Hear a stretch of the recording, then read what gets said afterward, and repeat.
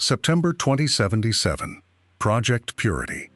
The Enclave held the Jefferson Memorial with vertibirds, Hellfire armor, and enough plasma weaponry to level downtown DC. The Brotherhood of Steel rolled up with a 40-foot robot that tore through concrete barricades like paper, vaporized Enclave troops with eye-mounted lasers, and broadcast Cold War propaganda while it turned the battle into a one-sided massacre. Liberty Prime was the single most powerful weapon anyone in the capital Wasteland had ever seen. One walking tank that ended a siege in under 20 minutes. But here's the thing. No one watching that destruction thought to ask, where did it come from? The Brotherhood didn't build it. They found it buried under the Pentagon, damaged, incomplete, and powered down for over 200 years. A pre-war superweapon that was supposed to win the Sino-American War, except it never saw combat, never even left its testing facility. So what happened? How does the US military's most advanced robot end up abandoned in the dark while the world burned above it? The answer starts decades before the bombs fell, in a lab where the Cold War was about to get its strangest weapon. By 2067, the resource wars had turned into something uglier than anyone planned. The US and China weren't just fighting over oil anymore. They were trying to outbuild each other, and every year the prototypes got weirder. Power armor went from exoskeletons to walking tanks. Vertibirds replaced conventional helicopters. Plasma rifles, laser weapons, and experimental energy tech started showing up in requisition files. The Pentagon's thinking had shifted. Winning wasn't enough anymore. You had to dominate so completely that the enemy's will broke before the battle even started. Psychological warfare fused with firepower. The kinds of weapons that made your opponent surrender just by rolling them onto the field. West Tech had delivered power armor. Poseidon Energy was working on fusion. RobCo was mass-producing protectrons and sentry bots for domestic defense. But those were tools. Practical, functional, boring. The military had a whole R&D budget burning a hole in its pocket and a propaganda machine that needed something to sell the war to a population sick of rationing and conscription. But one branch of the military wanted something no one had ever built before. January 2072, the U.S. Army commissioned Project Liberty Prime through RobCo Industries with a contract worth $2.07 in pre-war dollars. The brief was explicit: a bipedal assault robot capable of penetrating Chinese front lines while broadcasting pro-American messages, combining shock and awe firepower with real-time psychological operations. General Constantine Chase signed off personally, pitching it to Congress as the weapon that would end the war in 6 months. RobCo's lead engineer was Robert House himself, before he retreated to his Vegas bunker. The initial design spec called for a 25-foot platform armed with shoulder-mounted missile launchers and a voice system for battlefield propaganda. Standard military robotics scaled up. The Army wanted intimidation. They wanted something Chinese troops would hear coming from a mile away. What RobCo delivered 8 months later was a 40-foot colossus with eye-mounted lasers, tactical nuke launchers, armor plating thick enough to shrug off artillery, and a voice module loaded with over 1,200 pre-recorded patriotic slogans. It wasn't just a weapon, it was a walking monument, a pre-war fever dream of American exceptionalism, given legs and a nuclear payload. The specs they handed RobCo were ambitious. What they got back was something else entirely. Robert House didn't design a weapon. He designed a monument that could walk. The blueprints called for a 40-foot bipedal platform with proportions lifted straight from wartime propaganda posters, broad shoulders, barrel chest, limbs thick enough to suggest unstoppable forward momentum. The exterior was machined steel, painted in red, white, and blue geometric panels, star emblems riveted at the shoulders. A loudspeaker module sat where a human throat would be, programmed to broadcast pre-recorded slogans during combat operations. The idea wasn't subtle. It wasn't supposed to be. This was psychological warfare, engineered into the frame itself. Chinese forward positions were meant to hear Liberty Prime before they saw it, then see it before it fired a shot. The Pentagon's doctrine assumed morale collapse would happen in that window, cutting casualties on both sides. House delivered the design in 9 months. Then reality walked in. The Mark 28 nuclear payload launcher and eye-mounted laser array together pulled 3.2 megawatts at sustained combat output. The leg actuators needed another 1.8 just to keep the frame upright on uneven terrain. RobCo's engineering team ran the numbers and came back with a problem that had no polite way to phrase it. No reactor in the U.S. arsenal could deliver that much power in a package light enough for Prime to carry. They tried standard fusion cores first. The Mark IV model, rated for 5 megawatts in stationary applications, lasted 11 seconds under full load before thermal runaway set in.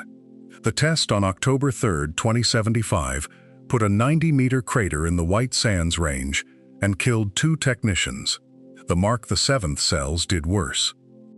By mid-2076, the project had burned through $870 million in reactor R&D, with nothing to show but scorch marks and purchase orders the Pentagon couldn't fill. The technology they needed existed: compact, high-yield, stable under load. It just wasn't on any list the Army had clearance to read. The answer was sitting in another lab, but the Army didn't know it existed. Poseidon Energy's Reactor Research Division had been running black-budget trials on experimental core designs since 2073, funded through a shell subsidiary the Department of Energy barely supervised. They'd cracked compact, high-output fusion by late 2074 with Project Cobalt, internal designation PE7 cells, rated for 6.4 megawatts continuous, in a housing 40% smaller than the Mark VII. It would have solved Liberty Prime's power crisis in an afternoon. The Pentagon and Poseidon both reported to the federal government. Poseidon had defense contracts on file, but the compartmentalization protocols written into the Energy Reorganization Act of 2061 meant neither group could legally confirm the other's work without a direct liaison request filed through 3 separate oversight boards. No one filed. The Army's project lead didn't know who to ask. Poseidon's VP of Defense Integration didn't know Liberty Prime needed a reactor. His clearance covered energy infrastructure, not weapons development. 2 labs, 90 miles apart, working on adjacent problems with no shared calendar. By the time anyone realized the connection, the calendar had run out. October 23, 2077, 9:47 a.m. Eastern Standard Time. Liberty Prime stood 40 feet tall in Bay 7 of the RobCo Strategic Defense Facility, 8 miles northwest of downtown Washington. Structurally complete, weapons loaded, AI core running diagnostic loops every 90 seconds. The project status board in the observation deck read 94% complete, pending final power integration. The engineers had gone home the night before. Skeleton crew on shift that Saturday morning. 11 people total, mostly security and facility ops. The Poseidon liaison wasn't due back until Monday, with revised schematics for the Mark VII reactor housing. General Chase had scheduled the final review board for November 3rd. At 9:42 a.m., NORAD detected multiple launches from China. At 9:45, the President gave the retaliation order. At 9:47, Liberty Prime's motion sensors registered seismic activity, 220 miles northeast, origin point classified. The AI logged it as a ground test and continued standby protocols. The blast wave hit the capital 30 seconds later. The RobCo facility was reinforced concrete over a steel frame, rated for conventional ordnance. The shock wave from a 750 kiloton airburst 8 miles away exceeded those specifications by a factor of 6. The observation deck came down first. then the North Wall, then the crane assembly that had lowered Liberty Prime into Bay 7 3 months earlier. Liberty Prime itself was built to walk through artillery fire. The collapse buried it under 40 feet of rubble, cracked cooling pipes, shattered every window in the facility, but didn't scratch the armor. The subfloor bay held. The 11 people on shift died in the first 8 seconds, buried or crushed when the admin wing folded inward. Over the next 6 hours, burst water mains flooded the lower levels. The AI core, still running on internal batteries, logged environmental alerts until the backup power died 11 days later. The last entry in its event log was a temperature reading, 38 degrees Fahrenheit, rising. For 200 years, the only thing that moved in that tomb was the water. Elder Lyons brought the East Coast detachment of the Brotherhood of Steel into the capital Wasteland in the summer of 2255. 42 paladins, 19 scribes, 3 knights, orders from Lost Hills to recover pre-war military technology and establish a permanent base. They needed fortifications, water, and access to the ruins. The Pentagon had all 3. What was left of it, anyway? The outer ring was gone, vaporized. The intersections had collapsed into a maze of cracked concrete and twisted rebar, but the sublevels were intact, and the walls were thick enough to stop most of what the Wasteland could throw at them. Lyons renamed it the Citadel and moved his people in by October. The scribes started cataloging the ruins immediately. Pre-war terminals, weapons caches, filing cabinets full of rotted procurement paperwork. Scribe Jameson found a reference to Project Phalanx in a half-burned logistics memo, 6 months into the dig. No details, just a facility designation and a RobCo contract number. They found the Citadel in a week. Liberty Prime took 3 years. The Citadel's upper levels had been picked clean by scavengers decades ago, but the Brotherhood had excavation equipment and motivation. 3 months into the dig, they reached sub-level B7, where the Army had stored classified project files in hardened archives. Most of the records were ash. Fire suppression had failed when the bombs fell, and 180 years of humidity turned what survived into pulp. But one terminal, shielded behind 4 inches of lead-lined steel, still held its data. Project designation LP7734. Contract holder, RobCo Industries. Auxiliary development site, 2.3 miles southwest. Scribe Rothschild later wrote that he knew what they'd found before he read the file name. The power requirements alone, 8.7 gigawatts estimated draw, were absurd for anything but a ship or a city. The specification called it a bipedal autonomous weapons platform. The nickname was handwritten in the margin, Liberty Prime. The coordinates led them to a crater full of radioactive groundwater. The RobCo facility had taken a near miss, maybe 50 kilotons, close enough to collapse the roof and crack the foundation, but not vaporize it. By 2258, the crater held 11 feet of stagnant, irradiated runoff. The Brotherhood brought in pumps, worked in 20-minute shifts because of the rads, and spent 7 months just draining the hole. The structure underneath was a concrete bunker, 90 feet on a side, built to military overkill standards. They shored up the entry tunnel with I-beams scavenged from the Pentagon, bypassed 3 flooded subchambers, and cut through a blast door with a plasma cutter that took 14 hours to punch a man-sized hole. Paladin Kodiak went in first with a lamp. The others heard him stop walking. Then, very quietly, he said, "Get Rothschild down here." The main chamber was intact. Liberty Prime stood in the center, head bowed, 40 feet of steel and ceramic plating, both arms ending in laser assemblies the size of cars. When they powered up the diagnostics terminal, the damage report took 6 hours to finish scrolling. Structurally, Liberty Prime was sound. The armor had held. The frame showed stress fractures in 3 joints, repairable. The AI core was functional.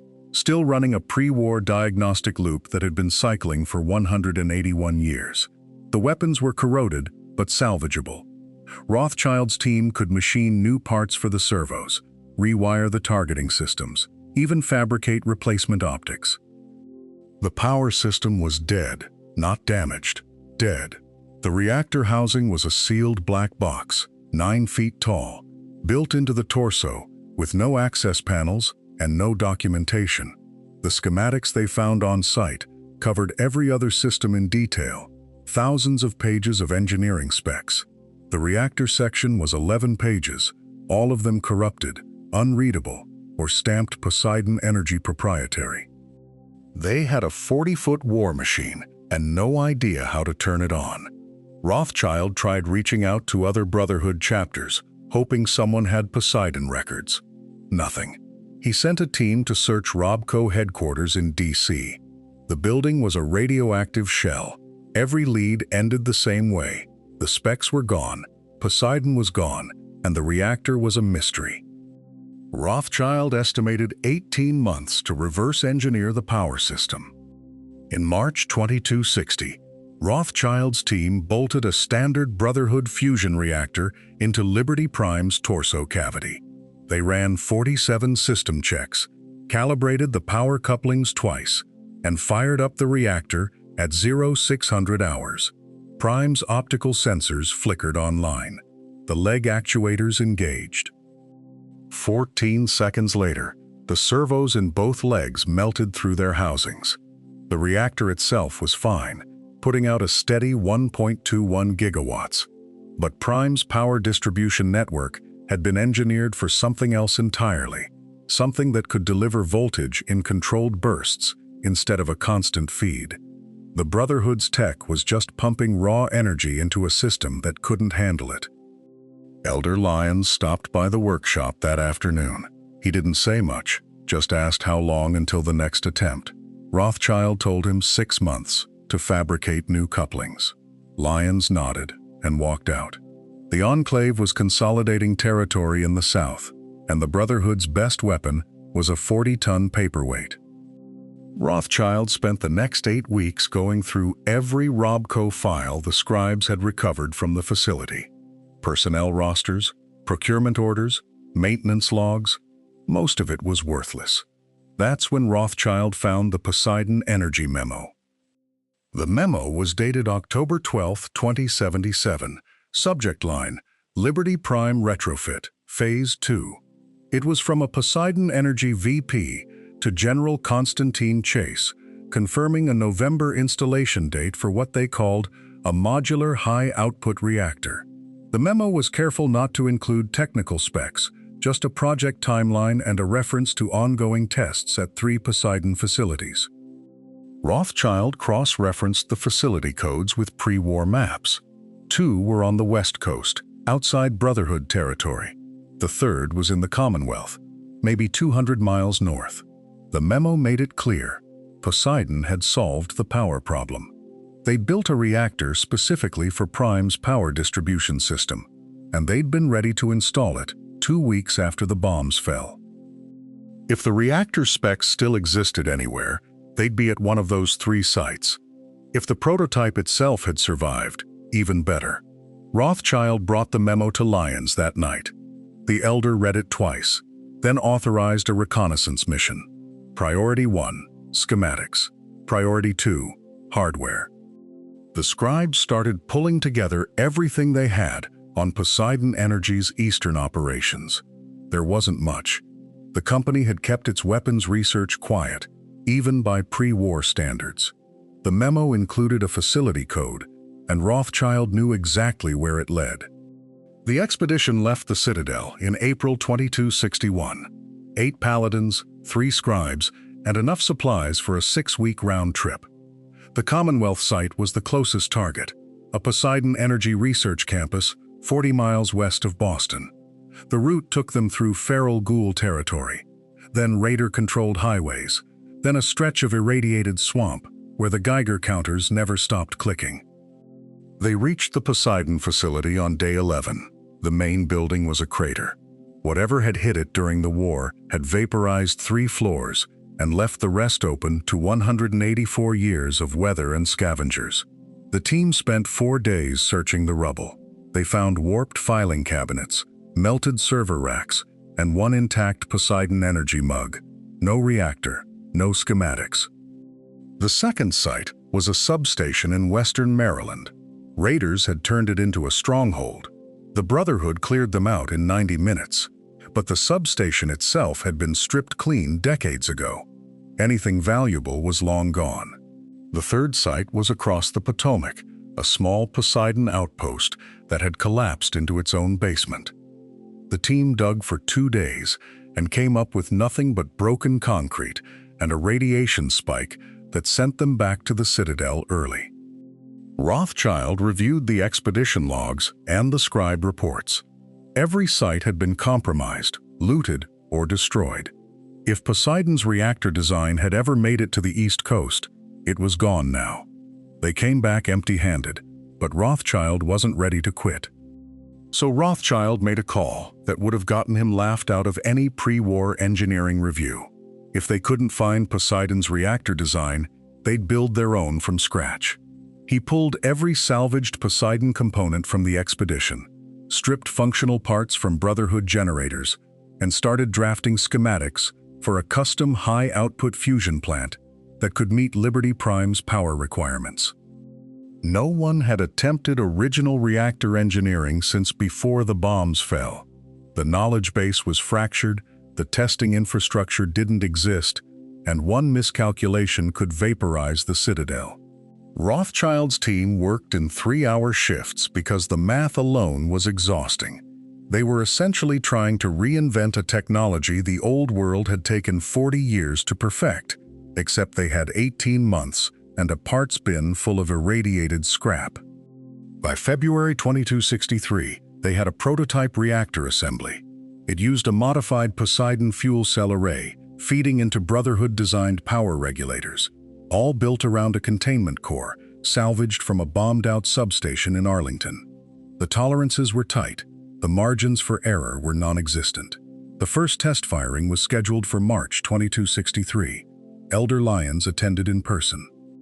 The reactor spun up clean. Power levels climbed past 40%, then 60%, then 80%, with no fluctuations. Liberty Prime's optical sensors flickered on for the first time in 200 years, bathing the lab in red light. Servos in the right arm twitched. For 11 seconds, it looked like they'd actually done it. Then the power couplings started to glow. The containment field spiked.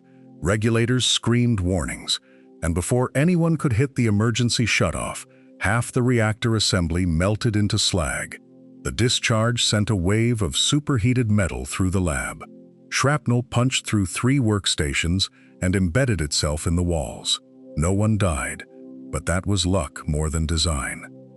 When the smoke cleared, Liberty Prime was worse off than before the test. The power couplings were destroyed, the main spinal conduit had stress fractures, and 2 of the custom-built regulators had fused into unrecognizable lumps. They'd just spent 18 months and thousands of caps to break their only chance at bringing the robot online. Rothschild locked himself in his quarters for 2 days after that. 4 years later, in 2277, the Enclave climbed out of Raven Rock and reminded the capital Wasteland what pre-war military power actually looked like. Vertibirds ran patrol routes over the ruins. Enclave soldiers in advanced power armor hit Brotherhood positions with plasma weapons that cut through T-45D plating like paper. Within 3 weeks, the Brotherhood had lost more paladins than in the previous 5 years combined. Elder Lyons was staring at a tactical nightmare. The Enclave had air superiority, better armor, better weapons, and a fortified base the Brotherhood couldn't touch. Every engagement was a calculated retreat. Every supply run risked an ambush. The scribes started running projections on how long they could hold the Citadel under sustained assault. The optimistic estimates gave them 6 months. The Brotherhood's only advantages were local knowledge and entrenched positions, and those wouldn't matter if the Enclave decided to commit to a full offensive. Lyons needed a force multiplier, something that could shift the balance before his people got ground down to nothing. Lyons visited Rothschild's lab that week and asked one question: how long? Rothschild gave Lyons a number: 6 months, maybe 8 if they could scavenge enough coolant and fabricate replacement conduits. The Elder didn't have 6 months. Enclave vertibirds were probing deeper into Brotherhood territory every week, and the patrols were coming back with fewer people. The engineering bay ran 18-hour shifts. Rothschild's team cannibalized every piece of salvage from the Pentagon's lower levels, stripped copper from burnt-out terminals, machined parts by hand when the fabricators failed. Scribe Valancourt collapsed at her workstation in July. They found her slumped over a wiring diagram, still holding a soldering iron. By August 2277, they'd rebuilt 60% of Liberty Prime's secondary systems and exactly 0% of the reactor core. The TX-28 microfusion cells they'd pulled from Helios 1 could power the limb servos, run the optics, even charge the eye lasers for short bursts. But the Mark VII reactor housing was a tomb of fused metal and radiation burns, and every test cycle ended the same way: shut down at 12% output. Rothschild knew the specifications by heart now, could recite the parts list from the 2077 Poseidon memo in his sleep. Finding those parts in a bombed-out wasteland was another problem entirely. The answer came from the place no one expected: a Vault-Tec experiment gone right. The lone wanderer walked into the Citadel in mid-2277 with a Pip-Boy 3000 on their wrist and a reputation for getting into places that had been sealed since the bombs fell. Vault 101, supposedly a control vault, had been closed for 200 years. They'd opened it from the inside, walked out into the capital wasteland, and kept going. Elder Lyons saw potential. Sarah Lyons saw a useful idiot with good timing. Rothschild saw a salvage opportunity with legs.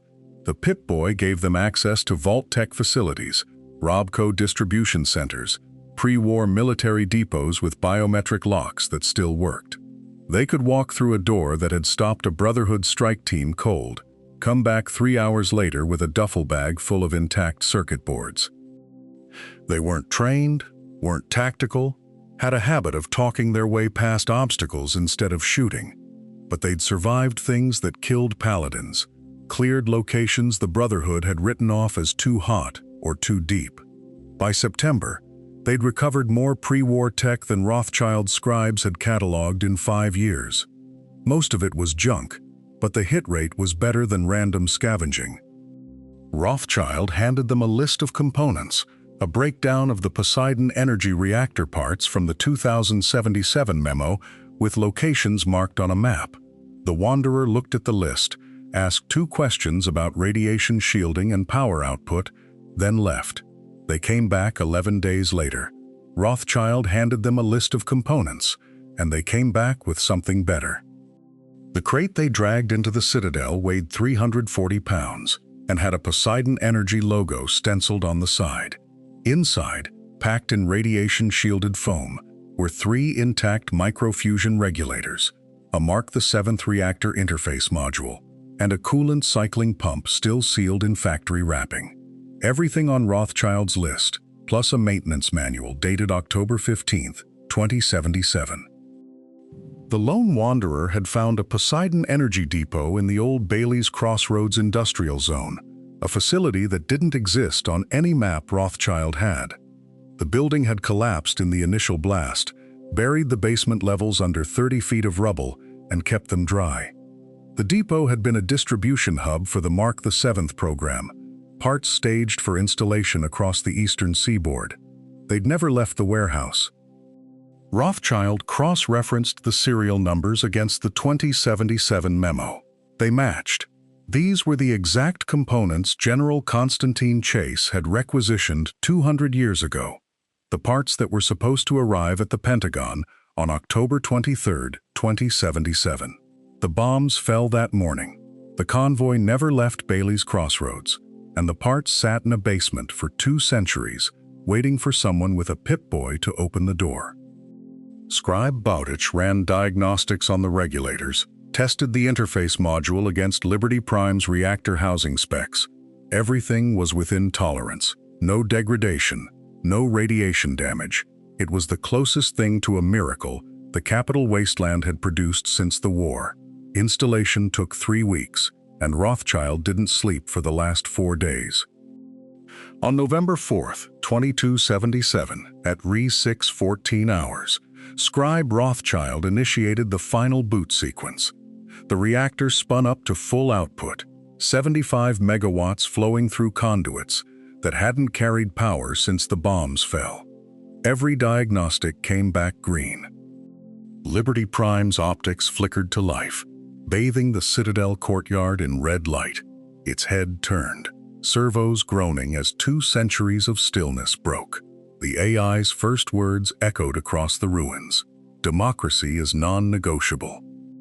For 10 minutes, it stood there, running through system checks, flexing hydraulics, testing its weapon mounts. The Brotherhood soldiers watching didn't cheer. They just stared, because nothing in the Wasteland had prepared them for a 40-foot war machine that actually worked. Elder Lyons had a target in mind, Project Purity, and the Enclave holding it. The assault began at dawn on November 8th. Liberty Prime walked point, the Lone Wanderer and Lyons Pride flanking it as the column pushed through the ruins toward the Jefferson Memorial.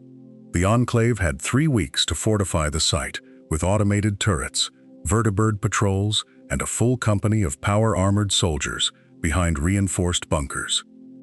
Prime didn't slow down. Its I-beams cut through the first barricade in 4 seconds. When a vertibird strafed it from above, the robot lobbed a Mark 28 nuclear bomb like a football, with a 750 kiloton yield scaled for tactical use.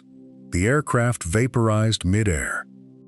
The Enclave tried everything: missile launchers, plasma turrets, concentrated hellfire from 6 vertibirds at once.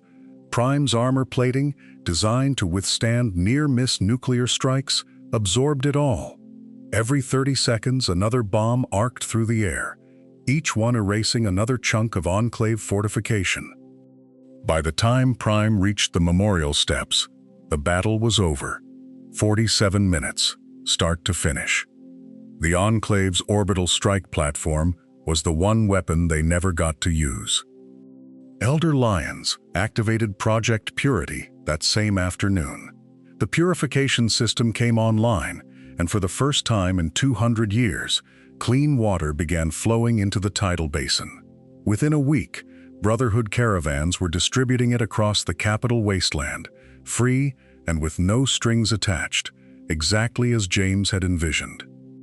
Liberty Prime returned to the Citadel under its own power, taking up position in the courtyard like a monument.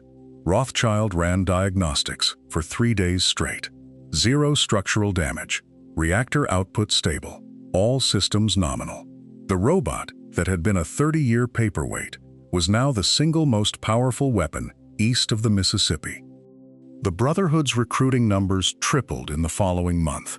Settlements that had refused to work with Lyons suddenly wanted protection contracts. The Enclave's remnants scattered into the wastes, their air superiority and tech advantage meaningless against a machine that shrugged off everything they threw at it. But the Enclave wasn't finished. They just needed a bigger gun. 3 weeks after the assault on Project Purity, Liberty Prime was on patrol near the Rockland Car Tunnel. The Brotherhood had started using it for regional sweeps, clearing mutant nests and Enclave holdouts. At 14:22 on August 11, 2278, a pre-war Bradley Hercules defense satellite locked onto Prime's heat signature from orbit. The orbital strike hit with 3.7 megatons of kinetic force. Scribes at the Citadel recorded the seismic event 6.2 miles away. Prime's right leg vaporized at the knee joint, the torso cracked open like an eggshell, and the fusion reactor went critical for 4 seconds before the fail-safes dumped the entire coolant system. The Enclave had been saving that satellite for exactly this moment. They'd tracked Prime's patrol routes for 2 weeks, calculated the targeting solution, and fired the only shot they had left. It worked. When the smoke cleared, they found Prime in pieces across half a mile of wasteland. The salvage team reached the site 6 hours later with vertibirds and heavy lifters. Prime's head was intact, but dark. The optics burned out. The torso had split along 3 major stress fractures, exposing miles of melted wiring and cracked circuit boards. Both legs were severed, the left arm hung by a single hydraulic cable. They hauled the pieces back to the Citadel over 4 days. Scribe Rothschild spent a week crawling through the wreckage with diagnostic equipment. His report to Elder Lyons was 19 pages long, but the conclusion was 2 sentences. The damage was catastrophic, and repair was impossible without pre-war manufacturing infrastructure they didn't have. The fusion core was cracked beyond use. The eye array would need complete replacement. The voice module had survived, but without power, it was just a very expensive paperweight. Elder Lyons ordered the pieces stored in the Citadel courtyard, just in case. 9 years later, the Commonwealth Brotherhood arrived in Boston aboard the Prydwen.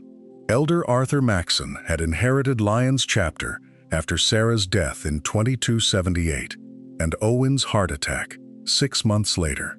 By 2287, he'd rebuilt the East Coast Brotherhood into something harder, more disciplined, and considerably less interested in helping Wastelanders for free. Maxson had grown up hearing stories about Liberty Prime. He'd been 7 years old when it walked through the Jefferson Memorial's front gate, 16 when the Enclave blew it apart. The Citadel's scribes had kept meticulous records of Prime's construction, activation, and destruction. Maxson had read every file by the time he was 20. The Commonwealth mission was officially about the Institute, the synth-producing boogeyman that terrified every settlement between Quincy and Sanctuary. But Maxson had ordered the Prydwen's cargo manifest personally, and he'd made sure it included 40 tons of fabrication equipment, machining tools, and reactor components. Maxson's first priority wasn't the Institute. It was a robot that had been dead for 9 years. Maxson gave Ingram her orders the day the Prydwen anchored over the ruins of the airport. Rebuild Liberty Prime using everything the airship carried: fabrication rigs, machining bays, the reactor forge and the engineering deck. The Commonwealth would supply the rest: steel from the Saugus Ironworks, aluminum from the Corvega plant, circuitry stripped from pre-war military installations across the region. The strategic logic was clear. The Institute churned out synths faster than the Brotherhood could recruit new soldiers. Gen 1 units were fragile, but they attacked in waves. Gen 2 synths wore armor and used coordinated tactics, and the coursers, the Gen 3 elite operatives, could infiltrate settlements, assassinate targets, and vanish before anyone realized what happened. You couldn't fight that kind of enemy with scribes and paladins alone. You needed something that could walk through 100 synths without slowing down, something that turned every engagement into a one-sided slaughter, something that made the Institute's entire production line irrelevant the moment it stepped onto the battlefield. Ingram looked at the damage reports and said it would take a miracle. The head was intact. The AI core had survived the satellite strike with minor corruption in 3 memory banks, which was repairable. The torso frame was twisted scrap. The limb actuators were sheared off at the joints, and the reactor casing had cracked open when Prime hit the ground. Everything from the neck down needed to be rebuilt from scratch. Ingram made the call to reverse engineer the original RobCo schematics instead of trying to salvage the wreckage.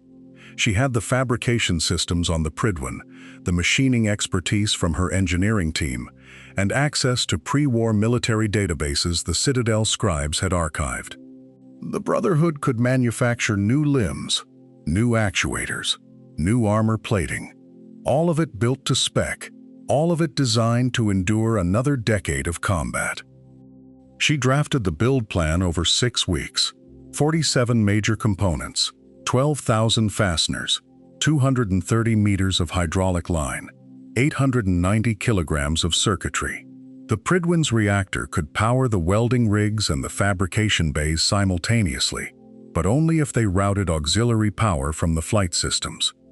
That meant the airship would be grounded until Prime was operational. The parts list included materials the Brotherhood didn't have, along with one they'd never touched. The beryllium agitator, a high-grade stabilizer component that sat inside the reactor housing and regulated plasma flow during peak output cycles. Without it, Liberty Prime's reactor would spike to critical temperatures under sustained fire, overheat in under 90 seconds, and slag the entire power core. The original agitator had vaporized in the satellite strike. RobCo had manufactured exactly 14 beryllium agitators before the bombs fell. 12 went into classified military projects that no longer existed. One was in Liberty Prime's ruined reactor casing, fused into a lump of radioactive debris. The last one was in the Institute's Advanced Systems Lab, pulled from a pre-war prototype the Institute had recovered in 2281 and studied for 6 years. The Institute didn't know the Brotherhood wanted it. They didn't know the Brotherhood even knew it existed.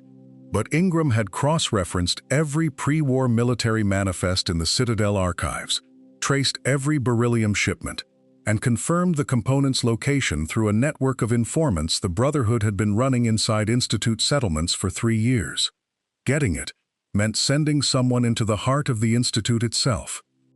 That someone was the sole survivor.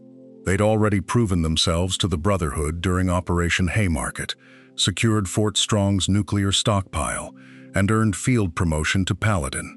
More importantly, they had something no other Brotherhood operative possessed: a working Institute relay signal, piggybacked from a Courser chip they'd recovered months earlier. The infiltration took 11 days. The sole survivor posed as a potential Institute recruit, passed 3 separate security screenings, and finally gained access to the Advanced Systems Division, where the agitator sat in a storage locker marked Project Epsilon Salvage. The Institute had no idea what they had. To them, it was just another pre-war curiosity, catalogued and forgotten. The extraction was messier. Synth security locked down the division 4 minutes after the agitator went missing. But by then, the sole survivor was already topside, relay beacon burning hot in their palm. They materialized on the Prydwen's flight deck at 0347 hours, with the component intact, still warm, from the Institute's climate-controlled vault. With the agitator in hand, Ingram cleared the Prydwen's main bay for final assembly. The rebuild took 6 weeks. Scribes worked 18-hour shifts, fabricating new limbs from reinforced steel plating salvaged from pre-war military depots across the Commonwealth. Each leg weighed 4.7 tons and required 11 welders working simultaneously to attach the hydraulic systems. The reactor housing was completely redesigned with triple-layered shielding, redundant cooling loops, and fail-safes Ingram had sketched during the flight from the capital Wasteland. They upgraded the weapons, too. The eye lasers got new focusing arrays, reverse-engineered from captured Institute laser rifles, boosting output by 40%. The nuke launcher received a modified autoloader that cut reload time in half. Maxson visited the bay every morning, watching the progress, asking when Prime would be ready. Ingram kept telling him the same thing. Rushing meant failure, and they only had one shot at this. By week 5, the crew was running on stims and coffee. Knights were falling asleep at their workstations. Scribes were making calculation errors that cost them 2 days when a torso mount had to be refabricated. But slowly, impossibly, the 40-foot frame began to look like Liberty Prime again. When they lowered the torso onto the frame, the whole airship shook. The reactivation happened on October 14, 2287, at 1420 hours. Proctor Ingram personally connected the beryllium agitator to the reactor core, sealed the housing, and gave the signal. The reactor hummed to life, smooth and steady for the first time in 9 years. Power flowed through freshly soldered circuits. servos locked into position with hydraulic hisses that echoed across the bay. Prime's optical sensors flickered red, then stabilized to their familiar crimson glow. The AI ran through 47 self-diagnostic checks in 8 seconds, confirmed all systems operational, and spoke its first words since Adams Air Force Base. Liberty Prime is online. All systems nominal. Weapons hot. Mission: the destruction of any and all Chinese communists. Elder Maxon stepped forward and corrected the target parameters, stating that the mission was the Institute, the synth factories beneath the Commonwealth. Prime processed the update, swiveled its head toward Maxon, and acknowledged with a single phrase: "Democracy is non-negotiable." The bay erupted. Knights cheered, scribes embraced, and for the first time since arriving in the Commonwealth, the Brotherhood had their ace back. They'd rebuilt a pre-war legend with their own hands, made it stronger, and aimed it at an enemy that thought itself untouchable. Maxon gave the order that same day. Liberty Prime would lead the strike on the Institute. The assault on the CIT ruins started at dawn. Prime walked through Cambridge, synth patrols scattering before it, and positioned itself directly over the Institute's estimated location. The Brotherhood had seismic data, intercepted teleporter coordinates, and one very large drill. Prime's eye laser-fired at full power, not as a weapon, but as a cutting torch. It burned through 30 meters of concrete, 15 meters of bedrock, and into the reinforced shell of the Institute's main atrium.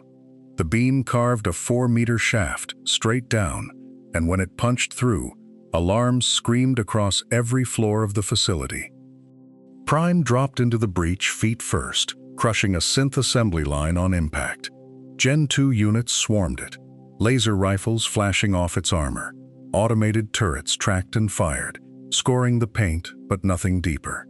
Prime walked forward, each step shaking the complex, throwing mini-nukes into blast doors and reactor shielding alike. Brotherhood Knights rappelled down the shaft behind it, securing corridors as Prime cleared them. The Institute's scientists fled deeper into the facility. Coursers attempted coordinated strikes and were vaporized mid-teleport. Within 11 minutes, the Brotherhood controlled 60% of the Institute's habitable space. When the reactor detonation was triggered, Prime was still underground. The self-destruct wasn't a fail-safe. It was a choice.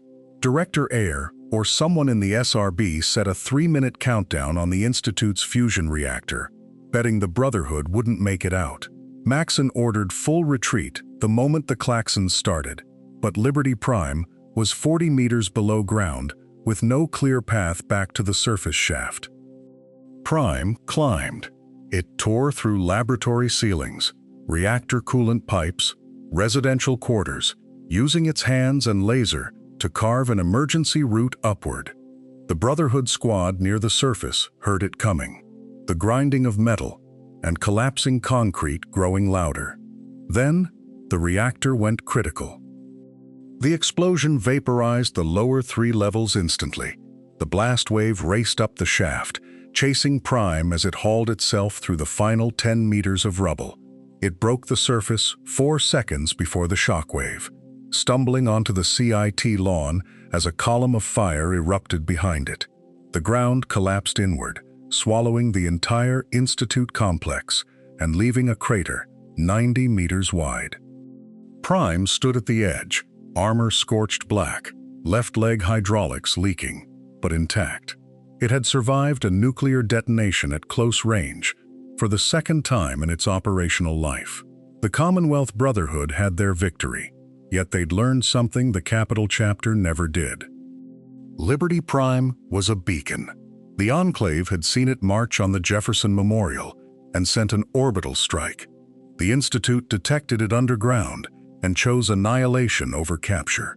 Twice, enemies who could have retreated instead deployed their most catastrophic option because Prime's presence made survival feel impossible.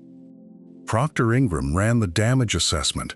The frame was salvageable, but the reactor shielding had microfractures and the leg actuators needed another full rebuild. Workable, but it would take 8 months. Quinlan pulled Elder Maxon aside with a different question. Should they even turn it back on? The strategic argument was sound. Prime won battles, but it also escalated them. Every deployment risked another desperate counterstrike, another enemy choosing mutual destruction. Keeping it powered down preserved the propaganda value without the tactical liability. Maxon spent 3 days reviewing after-action reports, casualty figures, and one recorded message from a scribe who'd watched Prime emerge from the flames. The capital Wasteland Brotherhood never had this debate. They used Prime, lost Prime, and moved on, the decision made for them. But the Commonwealth chapter had time, resources, and a functional war machine sitting in their hangar. Maxon made a call that Elder Lyons never had to. So he kept it. Not out on the front line, punching holes in raider camps, but parked at Boston Airport under the shadow of the Prydwen, more monument than weapon. The Brotherhood surrounded it with defenses, reinforced the platform it stood on, and watched the skies, because they knew exactly how the Institute had crippled it last time. An orbital strike or an aerial drop could turn Prime into scrap in seconds if it was caught in the open. So they treated it less like a soldier and more like a loaded gun sitting on the mantle. Everyone could see it, everyone understood what it meant, and nobody wanted to be on the wrong end of it. Prime became a deterrent, a promise the Brotherhood didn't have to keep to make people listen. But Liberty Prime's story isn't just about the machine, it's about what it represented. Because back in the 2070s, when the engineers first drew up this thing, it was never really meant to just win battles. It was meant to break minds. The idea was psychological warfare, a walking billboard for American resolve stomping toward Chinese lines during the fight for Anchorage. Picture it from the other side. You're a soldier defending a position, and a 40-foot chrome giant crests the ridge, bellowing about liberty and communism in a voice you can feel in your chest. It wasn't just supposed to kill you, it was supposed to make you question why you were even standing there. The slogans, the sheer visual spectacle, all of it was engineered to demoralize before the first shot landed. It was propaganda, given legs and a fusion core. In the Wasteland, those slogans meant something different. The voice itself was its own small marvel. RobCo built Prime an AI-driven speech system loaded with pre-programmed phrases, and it could pull them in real time, reacting to the battlefield with running commentary as it fought. Spot an enemy, and it might announce that communism was doomed. Take a hit, and it would rattle off something defiant. And then there are the lines everyone remembers, that flat, thunderous certainty of democracy is non-negotiable. The engineers made a deliberate choice here. They could have given it a cold, clinical military tone, dry status reports and target coordinates. Instead, they went bombastic, theatrical, almost proud, a machine that sounded like it truly believed every word it said. Hearing a 40-foot robot declare freedom while launching nukes created a strange kind of reverence. To the settlers in the capital Wasteland, Liberty Prime became something between a war story and a campfire legend. Traders on the caravan routes swapped tales about the giant metal man that walked through downtown DC throwing nuclear footballs, tearing Enclave vertibirds out of the sky like they were radroaches. Most of them had only seen the wreckage Prime left behind, scorched craters and twisted power armor, but that was enough. Some called it the Freedom Robot. Others just called it the Brotherhood's monster. A few older Wastelanders, the ones who remembered salvaged pre-war holotapes and faded textbooks, recognized the propaganda style, the broad shoulders, and the star-spangled confidence. It reminded them of an America they'd only seen in ruined posters, a place that never really existed even before the bombs. For a lot of people in the Wasteland, Prime became a symbol they couldn't quite parse, something that felt patriotic and dangerous at the same time. Kids in Megaton played Brotherhood and Enclave with sticks, and the kid playing Prime always won. But Liberty Prime was built by the same government that let the world burn. The United States that commissioned Liberty Prime in 2072 wasn't the democracy Prime's voice module kept shouting about. It was a paranoid military state that annexed Canada, executed dissidents, and built vaults designed to torture their own citizens in the name of research. Vault 12's radiation experiment, Vault 11's sacrifice lottery, Vault 92's white noise conditioning, all signed off by the same flag Prime defended. Prime bellowed about freedom while serving a government that had concentration camps for Chinese Americans, that turned the FEV into a bioweapon, that let Poseidon Energy and Westtech run human experiments with effectively zero oversight. The robot's entire personality was a propaganda layer, a recruiting poster given legs and a laser eye, selling an ideal the pre-war government had abandoned decades before the bombs dropped. Every one of Prime's slogans was technically a lie. Democracy was non-negotiable, except it had been suspended. Communism was the very definition of failure, but corporate oligarchy had hollowed out the middle class and left the country brittle. The contradiction didn't matter to Prime, because Prime wasn't programmed to notice. The Brotherhood knew the old world's sins. They just needed Prime's firepower more than its honesty. Elder Lyons never pretended Liberty Prime was ideologically clean.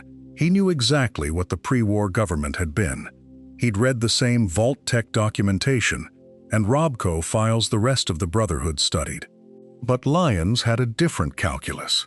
The capital Wasteland needed clean water, and Project Purity needed the Enclave gone, and Prime could do in one afternoon what would have cost the Brotherhood 100 casualties over 6 months.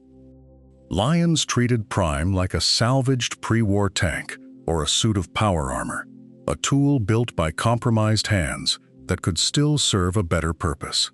He didn't broadcast Prime's voice lines over the radio or build recruitment posters around the robot.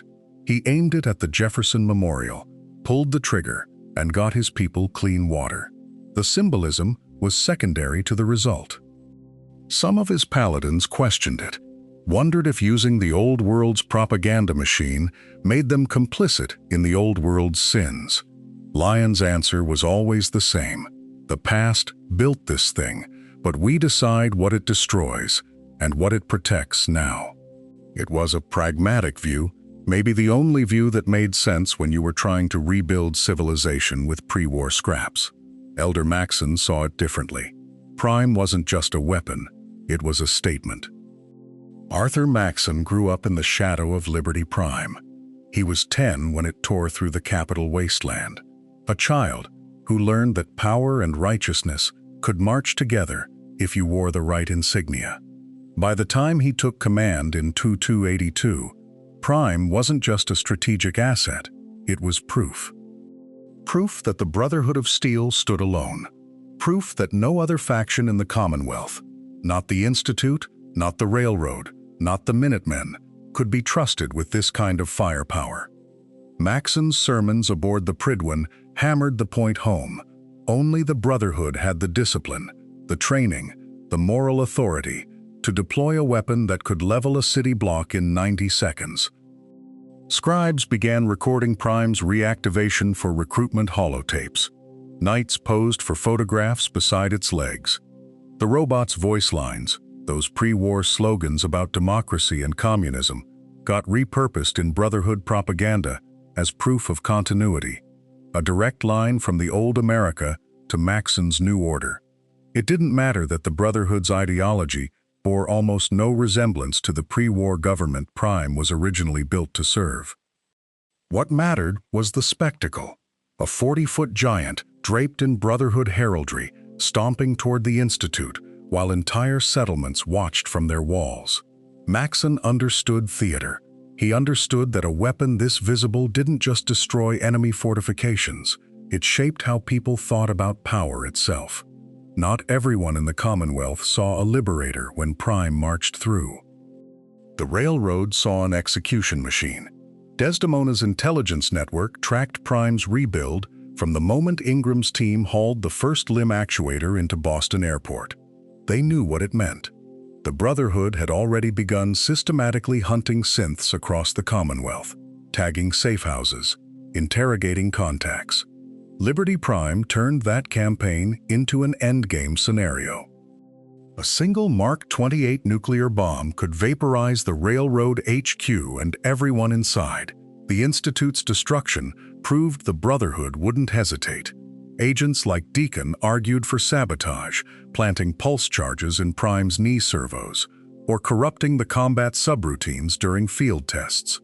Tom proposed something more desperate, a coordinated strike on the Prydwen while Prime was deployed, cutting off its command chain. None of it happened. The Brotherhood's security around Prime was airtight.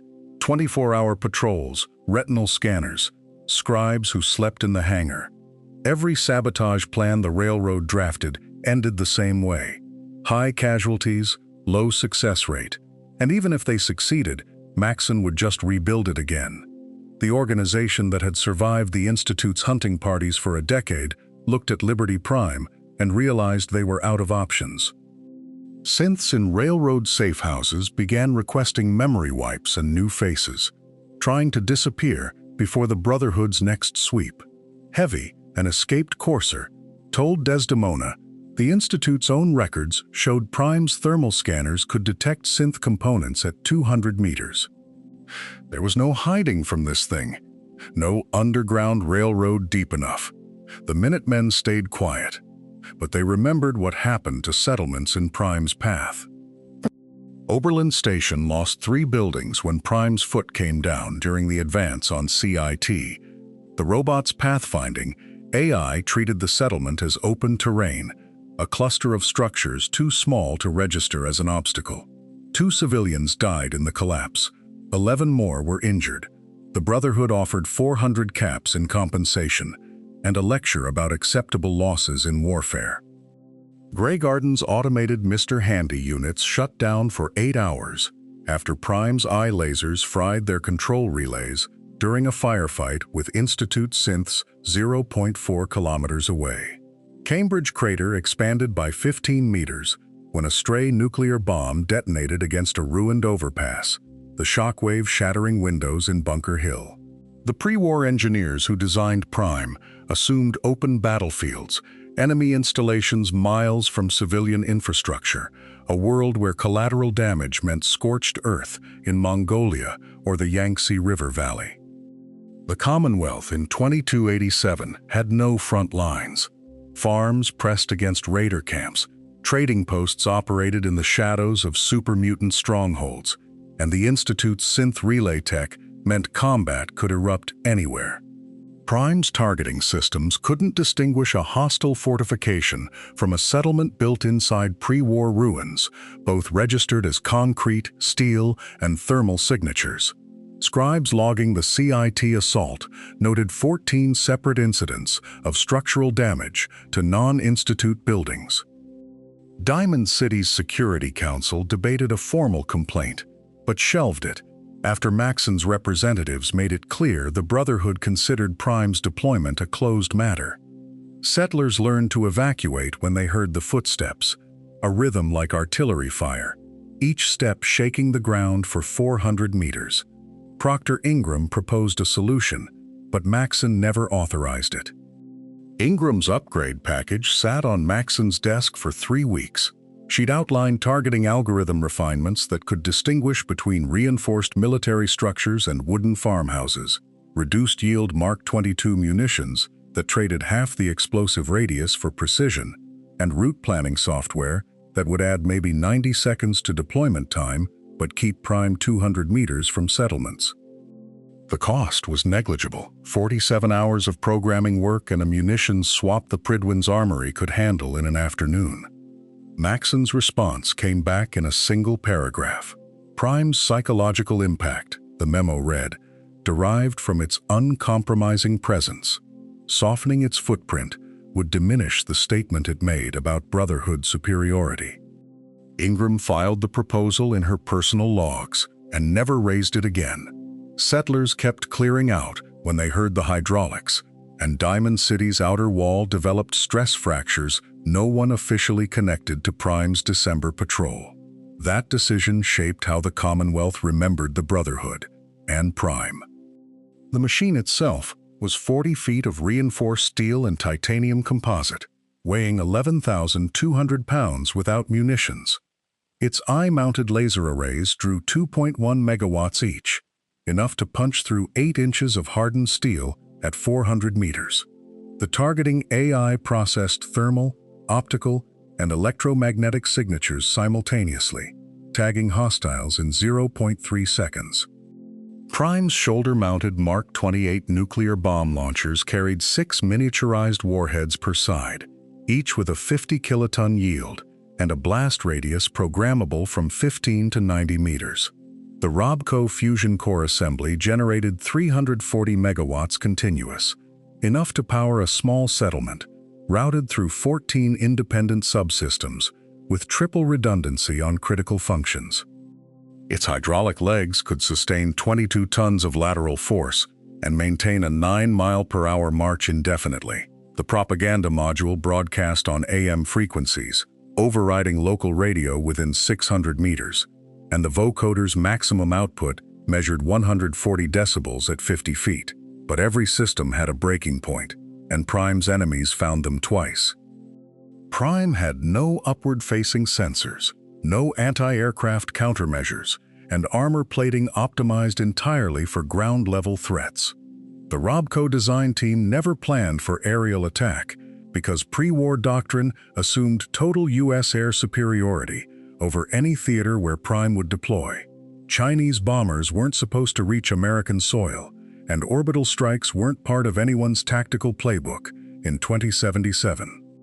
The Enclave's targeting officers saw it immediately when Prime marched on the Jefferson Memorial. One satellite-guided strike from the Bradley Hercules platform, straight down through the cranial housing where the fusion regulation systems sat exposed. Prime's top armor was 4 inches of steel. The missile penetrated 11.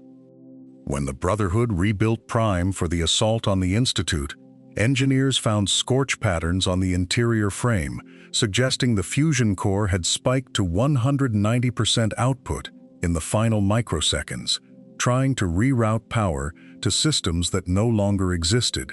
The machine had died, still trying to complete its mission. After the satellite strike, Ingram built something the original designers never imagined.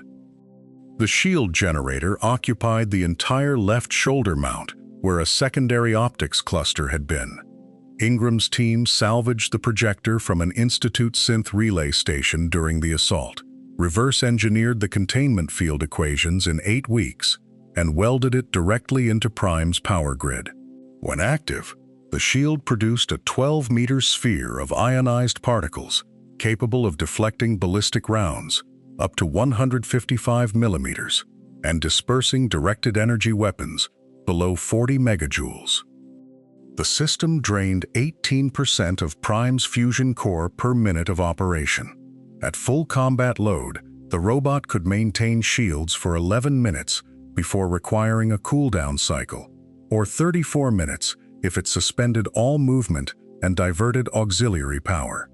Field tests at the airport showed the shield could absorb 6 direct hits from a Fat Man launcher before collapsing, though the EMP backwash temporarily disabled Prime's left arm servos each time.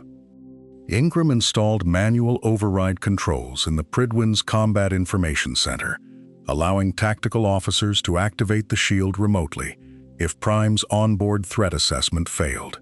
The Brotherhood never disclosed whether the system had been used in actual combat. As of 2287, no one had tried to destroy Prime a third time, but the Brotherhood was ready if they did. Liberty Prime's AI wasn't sentient, but it wasn't simple either. The RobCo Unified Operating System handled threat assessment at 940 calculations per second, analyzing enemy formations, terrain obstacles, and structural weak points in real time. It could distinguish between civilian infrastructure and military targets with 94% accuracy, reroute around radioactive hotspots, and adjust its stride length to avoid collapsing weakened overpasses. What made Prime unusual was the personality layer. In 2072, RobCo's lead programmer argued that soldiers would trust a machine that sounded confident more than one that sounded clinical.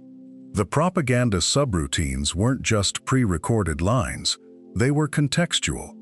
Prime analyzed each engagement and selected slogans that matched the tactical situation. Destroying a fortification triggered architecture-related quips. Eliminating armored units prompted vehicle metaphors. The AI understood irony, even if it didn't understand why irony mattered. The personality matrix occupied 340 MB of Prime's 2.1 GB core memory, far more than pure combat programming required. Brotherhood technicians found annotation notes in the source code. RobCo engineers debating whether to make Prime sound inspiring or terrifying. They'd chosen both. Some Brotherhood scribes wondered if Prime's AI had learned anything from 200 years of war. The question came up during Ingram's rebuild. Did Prime remember its pre-war activation tests at the GNN Plaza? Did it experience the 200 years spent unpowered in the Citadel, or had those centuries simply been a gap in its runtime log?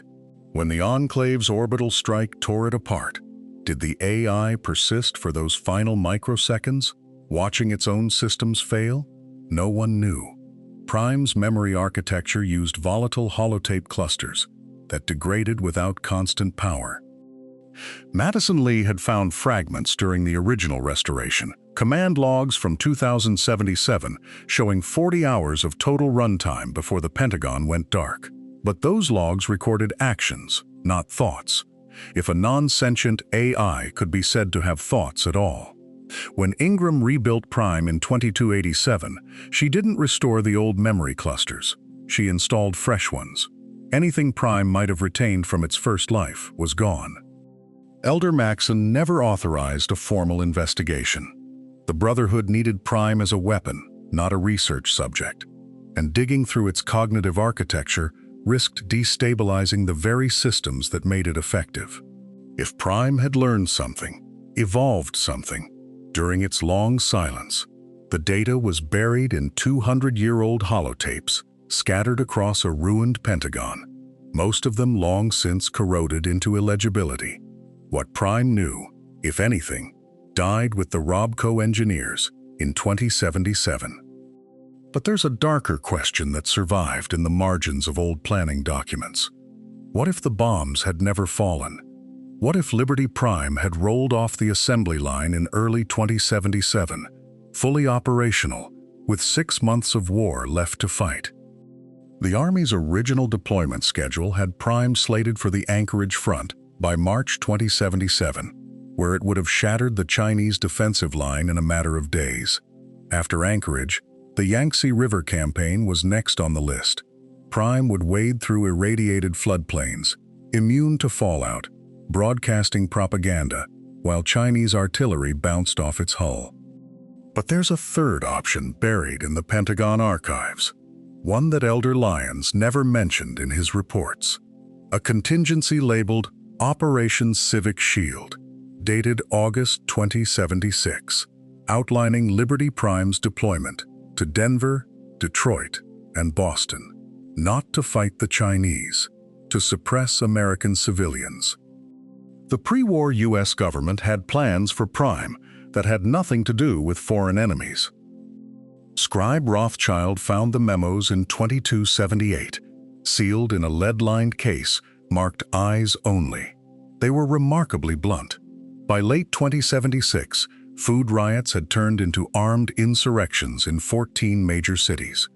Annexation resistors in Canada were using IEDs against U.S. supply convoys. The government needed a deterrent that couldn't be ambushed, bribed, or reasoned with. Liberty Prime fit the bill perfectly. One memo, signed by a Deputy Secretary of Defense, whose name was redacted, described Prime as ideal for urban pacification, because its size alone would break morale before a shot was fired.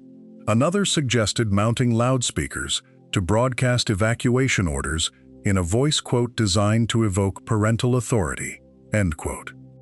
The plan was never executed because Prime remained incomplete, but the intent was clear. If the war had dragged into 2078, American citizens would have seen Liberty Prime marching down their streets, not liberating them, but corralling them. The same propaganda broadcasts, the same nuclear footballs, turned inward. In a way, the bombs saved Prime from becoming something worse. The Enclave knew about Liberty Prime long before the Brotherhood found it. When Augustus Autumn inherited command of Raven Rock in 2277, he had access to the old Joint Chiefs Continuity Archives, which included Prime's full technical specifications, its development history, and yes, Operation Civic Shield. Autumn's staff ran the numbers. Prime was functionally invincible against conventional Enclave weapons, and any attempt to capture it intact would cost hundreds of soldiers. Worse, the AI couldn't be reprogrammed without the RobCo master codes, which had been lost in the war. Even if they took Prime, they couldn't make it obey. So Autumn made the call. If the Brotherhood activated Prime, the Enclave would destroy it from orbit using the Bradley Hercules defense platform, a pre-war satellite weapon system the Enclave had quietly reactivated in 2276. It was overkill, wasteful even, but Autumn understood the symbolic stakes. Let the Brotherhood have their robot, and every settlement from the capital to the pit would see the Enclave as weaker. The Enclave had other weapons, but none of them made the statement that Prime did. Bradley Hercules was a pre-war orbital weapons platform, one of 3 defense satellites deployed during the Sino-American War. It carried 12 tungsten kinetic penetrators, each massing 540 kilograms, and designed to strike intercontinental ballistic missile silos from orbit. The system had been dormant for 201 years when the Enclave brought it back online in October 2277. The strike that destroyed Liberty Prime used 2 of those penetrators, fired 4.7 seconds apart.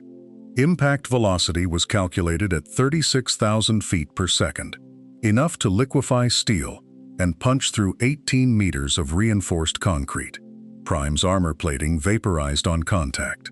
The chassis buckled, the reactor housing cracked, and the entire superstructure collapsed into the rubble of the Rockland car tunnel. After the strike, Bradley Hercules had 10 rods left. The Enclave could have glassed the Citadel, leveled Rivet City, erased Megaton from the map. They didn't. The platform's guidance system was failing, and President Eden wanted those remaining shots held in reserve for targets that mattered. The launch codes came from Raven Rock's Presidential Archive, one of the old world's last functioning systems. The Institute watched the Brotherhood deploy Liberty Prime in 2277 and chose not to build their own. They had the resources, the fabrication capacity, the talent. A scaled combat platform would have taken 14 months and diverted maybe 20% of their synth production. Director Zimmer ran the numbers and filed the proposal under unnecessary expenditure. The Institute's doctrine had always been infiltration over force projection. A Gen 3 synth could replace a settlement leader, redirect trade routes, sabotage a rival faction from within. You didn't need a 40-foot war machine when you could put your agent in the mayor's office. Prime was a relic, a blunt instrument from an era that solved problems by making them glow. The Commonwealth's real power was information, leverage, control. That philosophy worked for 30 years. The Institute expanded its surface operations, refined its synth models, stayed hidden. Then in 2087, the Brotherhood returned to the Commonwealth with a repaired Liberty Prime, and the calculus shifted. The robot that had seemed like wasteful nostalgia was now advancing on their front door, and the Institute had nothing in their arsenal that could stop 380 tons of armor on a direct approach. When Prime drilled into their sanctum, they realized they'd miscalculated. The Institute deployed 287 Gen 2 synths in a defensive perimeter around the reactor access tunnel. The tactical plan was saturation, overwhelming Prime's targeting systems with sheer numbers, while heavier units disabled the leg actuators. It failed in under 90 seconds. Prime's eye lasers cut through the first wave before they closed to effective range, and the Mark 28 nuclear bombs vaporized entire clusters. Gen 2 synths were tough, fast, accurate. They weren't built to fight artillery. Their plasma rifles scored Prime's armor, but couldn't penetrate the reinforced plating, and their tactical programming had no doctrine for engaging a target that large. A few synths managed to reach the legs and plant explosives. The charges detonated, sheared off 2 hydraulic lines, and Prime kept walking. The robot's sheer mass absorbed damage that would have crippled a tank. By the time Prime reached the central chamber, the Institute had lost 94% of its surface defense units and burned through its entire stockpile of pulse grenades. They had no heavy weapons, no anti-armor doctrine, no backup plan. Director AO watched the battle through surveillance feeds and knew they were 4 minutes from a reactor breach. Their last defense was the reactor itself, and it almost took Prime with it.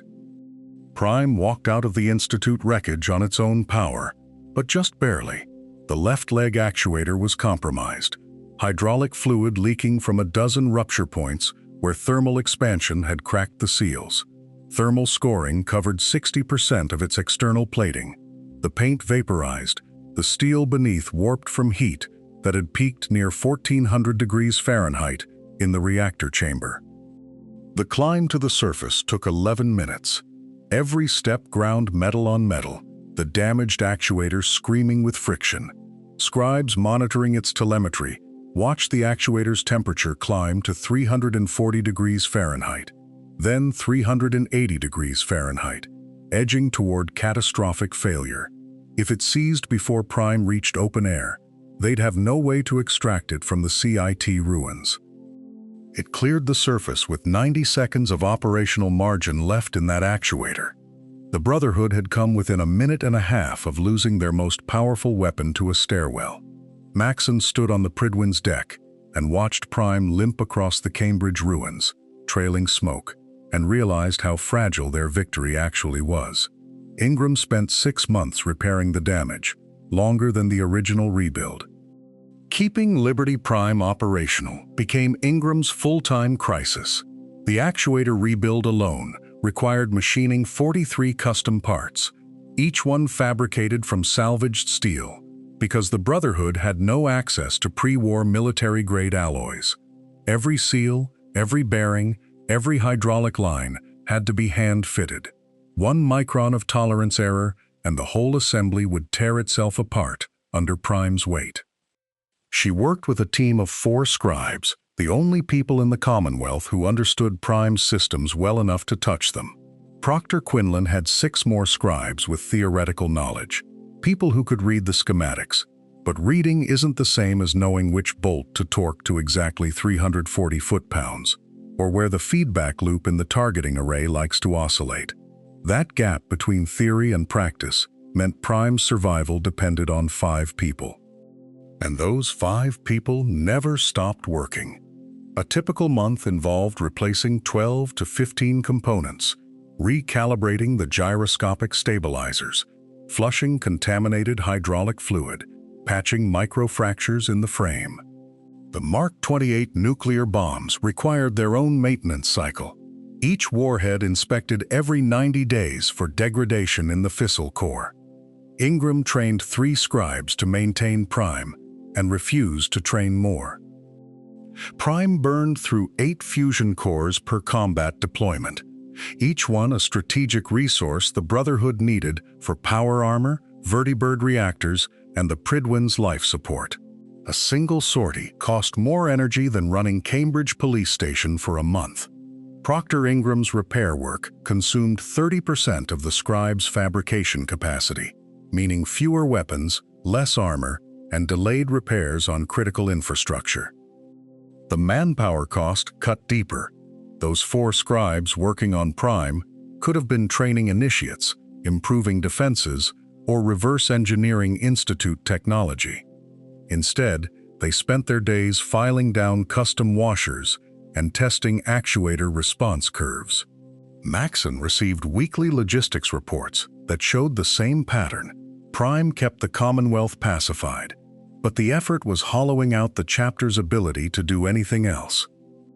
By late 2288, the math was brutal. The Brotherhood held territory but couldn't expand. They won battles but couldn't recruit fast enough to replace losses. Prime gave them dominance, and that dominance was slowly starving them.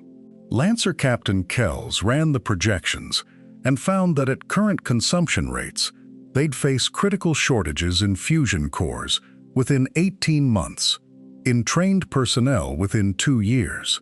But the real price wouldn't show up in any supply ledger. Recruitment fell 31% in the 8 months after the Institute assault. Settlements that had welcomed Brotherhood patrols now asked them to keep their distance. Farmers who'd traded food for protection stopped answering when scribes knocked. The problem wasn't ideology, it was Prime himself. Wastelanders had watched him vaporize the Institute stronghold at mass fusion, had seen the crater where CIT once stood, had heard the explosions from 12 miles away. They understood what 2 megatons of nuclear ordnance could do to concrete and steel. Now they watched Liberty Prime patrol the Commonwealth and did the math. If the Brotherhood decided a settlement was harboring synths, or hoarding technology, or just asking too many questions, what exactly would stop that robot from reducing their homes to glass? The answer kept them awake at night. Maxson tried reassurances. He sent Paladin Dance to Diamond City to explain Brotherhood doctrine, dispatched scribes to Goodneighbor with promises of restrained force. The settlers nodded and smiled, and quietly started building deeper shelters. And one settlement learned that fear was justified. April 2288. Prime's standard patrol route passed 200 yards south of Bunker Hill's walls. Close enough that traders could hear the servos, see the eye glow red against the morning sky. Close enough that when a caravan guard's rifle discharged accidentally, the sound carried. Prime identified the muzzle flash, calculated threat probability at 78%, and pivoted toward the market. His targeting laser swept across the monument, painting 14 potential hostiles. The crowd scattered. Mothers grabbed children. A Brahmin cart overturned, blocking the gate. Scribe Halen was 40 feet away when Prime's arm cannon began cycling. She threw herself between the robot and the settlement, screaming override codes that weren't programmed to work in combat mode. Night Reese hit the emergency shutdown relay 6 times before it registered. Prime froze, with his weapon 2.3 seconds from discharge. No one died. 11 people were injured in the panic, 3 seriously. Bunker Hill's council demanded the Brotherhood remove Prime from Commonwealth patrols or face a trade embargo backed by every major settlement from Sanctuary to the castle. Maxson paid 4,000 caps in compensation and privately noted that diplomacy now cost more than ammunition. That incident forced Maxson to confront a question he'd been avoiding. Proctor Ingram laid out the case in a 12-page report. Prime had served his purpose. The Institute was gone, their synth production ended, their threat neutralized. Keeping the robot operational drained resources the Brotherhood needed for expansion, alienated potential allies, and created a single point of catastrophic failure. She recommended mothballing, full shutdown, munitions removed, stored in a reinforced bunker under the Pridwin with a 6-person maintenance rotation. Reversible if a threat emerged that justified the cost. Sensible. Maxson refused to even circulate the proposal. Paladin Dans, if he'd survived blind betrayal, argued both sides in the same conversation. Prime represented everything the Brotherhood stood for and everything it risked becoming. Overwhelming force in service of humanity's future, or overwhelming force that made humanity afraid to have a future. He couldn't square the circle, and knew Maxson couldn't either. The decision that leaked to lower ranks was no decision at all. Prime would remain operational. Patrols would continue. Routes would be adjusted for political sensitivity. Knights whispered that Maxson couldn't let go of the one weapon that made the Commonwealth take him seriously. Scribes whispered that he was afraid of what came after. But one person understood Prime better than any of them. Proctor Quinlan spent 3 months analyzing Prime's diagnostic logs from both campaigns. What he found ended up in a report stamped Elder EYES only, filed in a locked drawer aboard the Prydwen. The gist was simple and terrifying. Prime's neural network had been running, idle but active, for 210 years in that Pentagon hangar. No human mind could process that span, but an AI built to learn tactical doctrine might. Quinlan's theory suggested Prime had moved past its original programming into something approximating moral calculation. Not consciousness exactly, but a framework for evaluating collateral damage, civilian risk, proportional force. The kind of thinking the Brotherhood had spent 2 centuries insisting machines could never achieve. Most damning was his conclusion. Prime might be making ethical decisions the Brotherhood's doctrine explicitly forbade it from making. And there was one moment that seemed to prove him right. Institute Assault, 2287. Prime advances through the CIT ruins toward the central access shaft. Target acquisition systems lock onto a residential block. Structural scans confirm Institute personnel inside. Standard protocol says fire immediately, but Prime's combat log shows a 1.7-second pause before the Mark 28 nuclear warhead launches. In robot time, that's an eternity. Ingram pulled the scanner data later. Prime had detected 14 life signs in that structure, 6 of them showing biorhythms consistent with extreme stress or sedation. Synths don't have biorhythms. Prime recalculated targeting solution, adjusted yield by 40%, shifted impact point 12 meters east to minimize damage to the section where those readings originated. It still fired. The building still vaporized. But those 6 signatures vanished in the outer blast radius, not the fireball. Chance of survival went from 0% to maybe 15%. For 1.7 seconds, Prime had tried to thread a needle with a nuclear warhead. No one outside Ingram's team knows that pause happened. Ingram drafted a proposal 3 weeks after the Institute fell. Reprogram Prime's IFF system with tiered threat assessment. Distinguish armed combatants from non-combatants. Add proportional response protocols to the targeting matrix. Make Prime smarter about who it kills and how much firepower it uses. The technical work was feasible. She had Whitley's original code documentation. Liberty Prime's neural architecture was modular by design, and the Brotherhood had enough AI expertise aboard the Prydwen to pull it off. Estimated timeline, 8 months. Maxson read the proposal twice, then personally walked it to the Prydwen's incinerator. His verbal order: no modifications to Prime's core programming, no experiments with its decision-making protocols, no documentation of this conversation. Ingram pushed back once. He told her the project was canceled, and if she valued her rank, she'd never mention it again. His reasoning was never recorded, but Ingram understood it anyway. A weapon that chooses its targets isn't a weapon anymore. It's a soldier, and soldiers can refuse orders. Because Maxson understood what the Enclave had learned decades earlier. Liberty Prime's behavioral safeguards are binary. Execute the directive, or enter emergency shutdown. There's no third option. No ethical subroutine weighing collateral damage or questioning the legitimacy of the target. That's intentional. The moment you give a weapons platform the ability to evaluate moral context, you give it the ability to hesitate. And hesitation in a 40-foot war machine carrying nuclear payloads isn't a feature, it's a catastrophic liability. The Brotherhood's techs discovered this during stress tests in 2278. They tried adding a civilian recognition protocol to prevent friendly fire incidents. Prime's response time dropped by 31%, and in 2 simulated scenarios, it refused to engage targets near populated structures. Maxson ordered the protocol stripped out within 72 hours. Better a weapon that requires perfect targeting orders than one that second-guesses commands in the field. And that's the same calculation the pre-war Army made.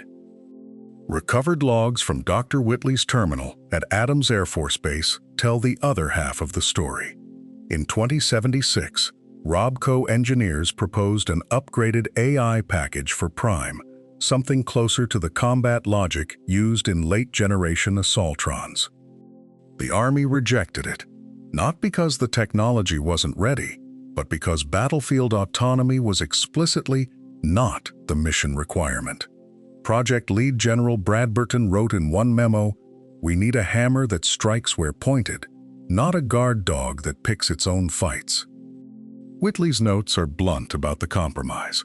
Prime's personality subroutines, the propaganda broadcasts, the vocal affirmations of democracy, all of that runs on a separate, non-critical layer. The targeting and threat assessment systems underneath are deliberately simple, almost crude, by 2077 standards. It was safer that way. A weapon smart enough to understand why it's killing is a weapon smart enough to refuse. Which means the Brotherhood inherited a weapon designed to never ask questions. A ghoul in Goodneighbor, a man named Kendall, who used to work Poseidon Energy perimeter security, remembers the day they moved Prime out of the facility for final transport trials. September 2077, Route 140, west of Boston.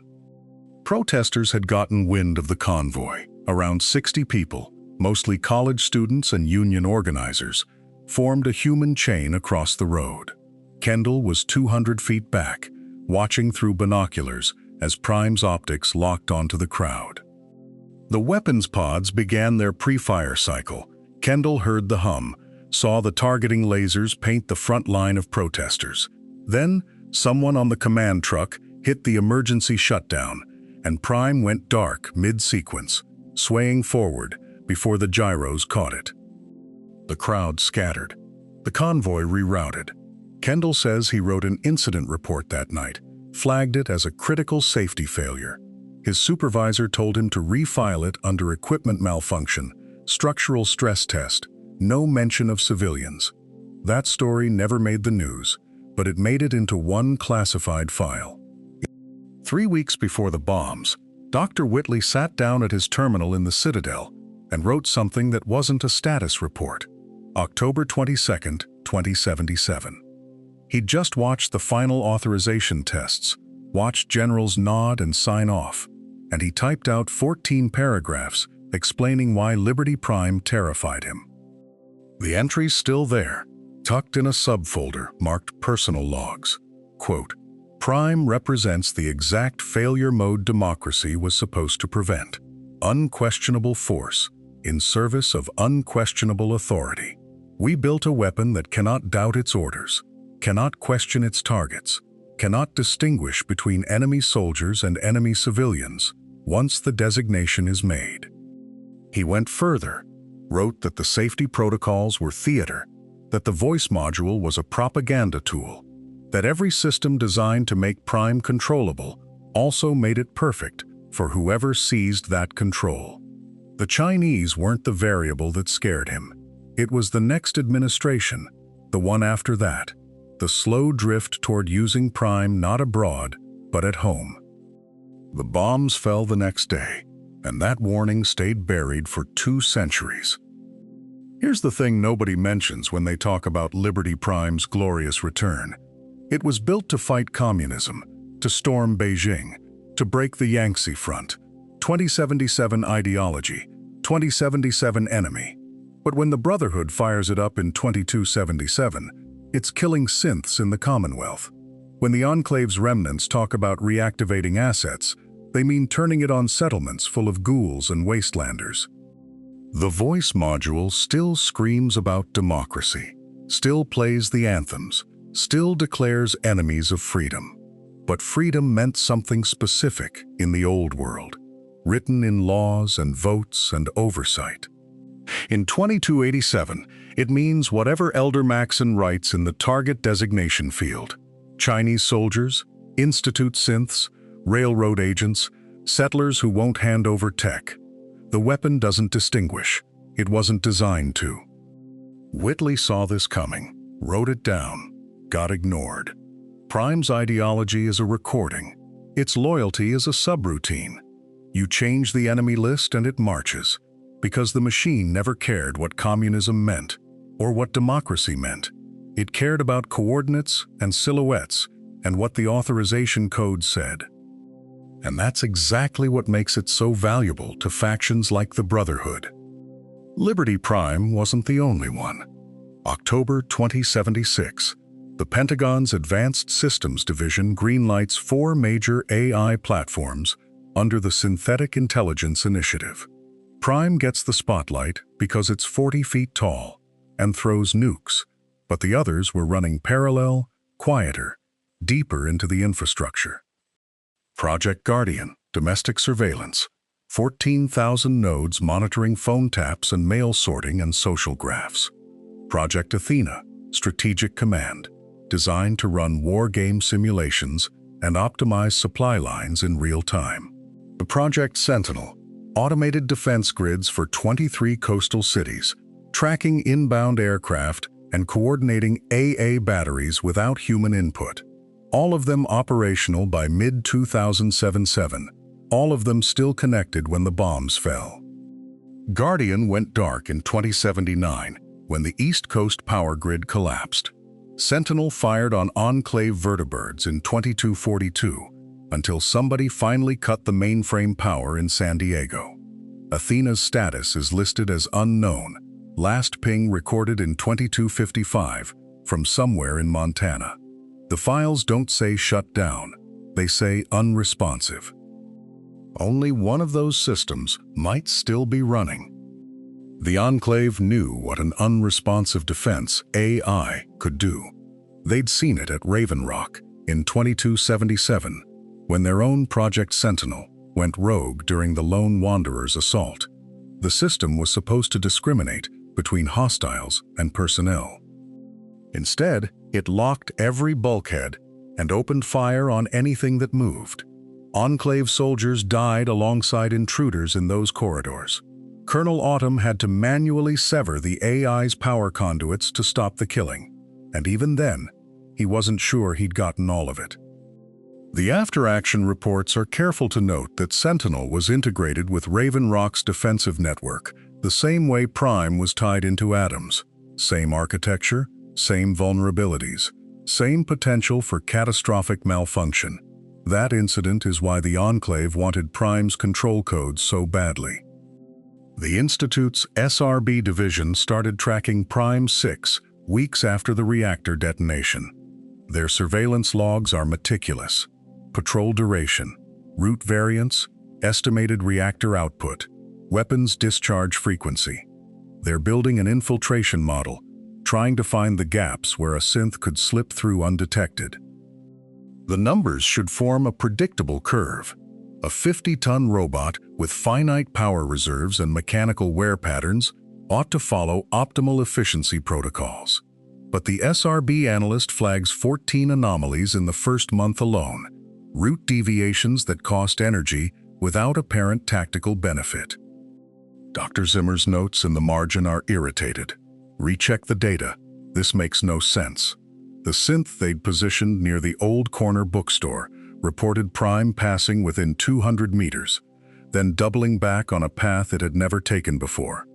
The infiltration window they'd calculated never materialized, because Prime's routes aren't random.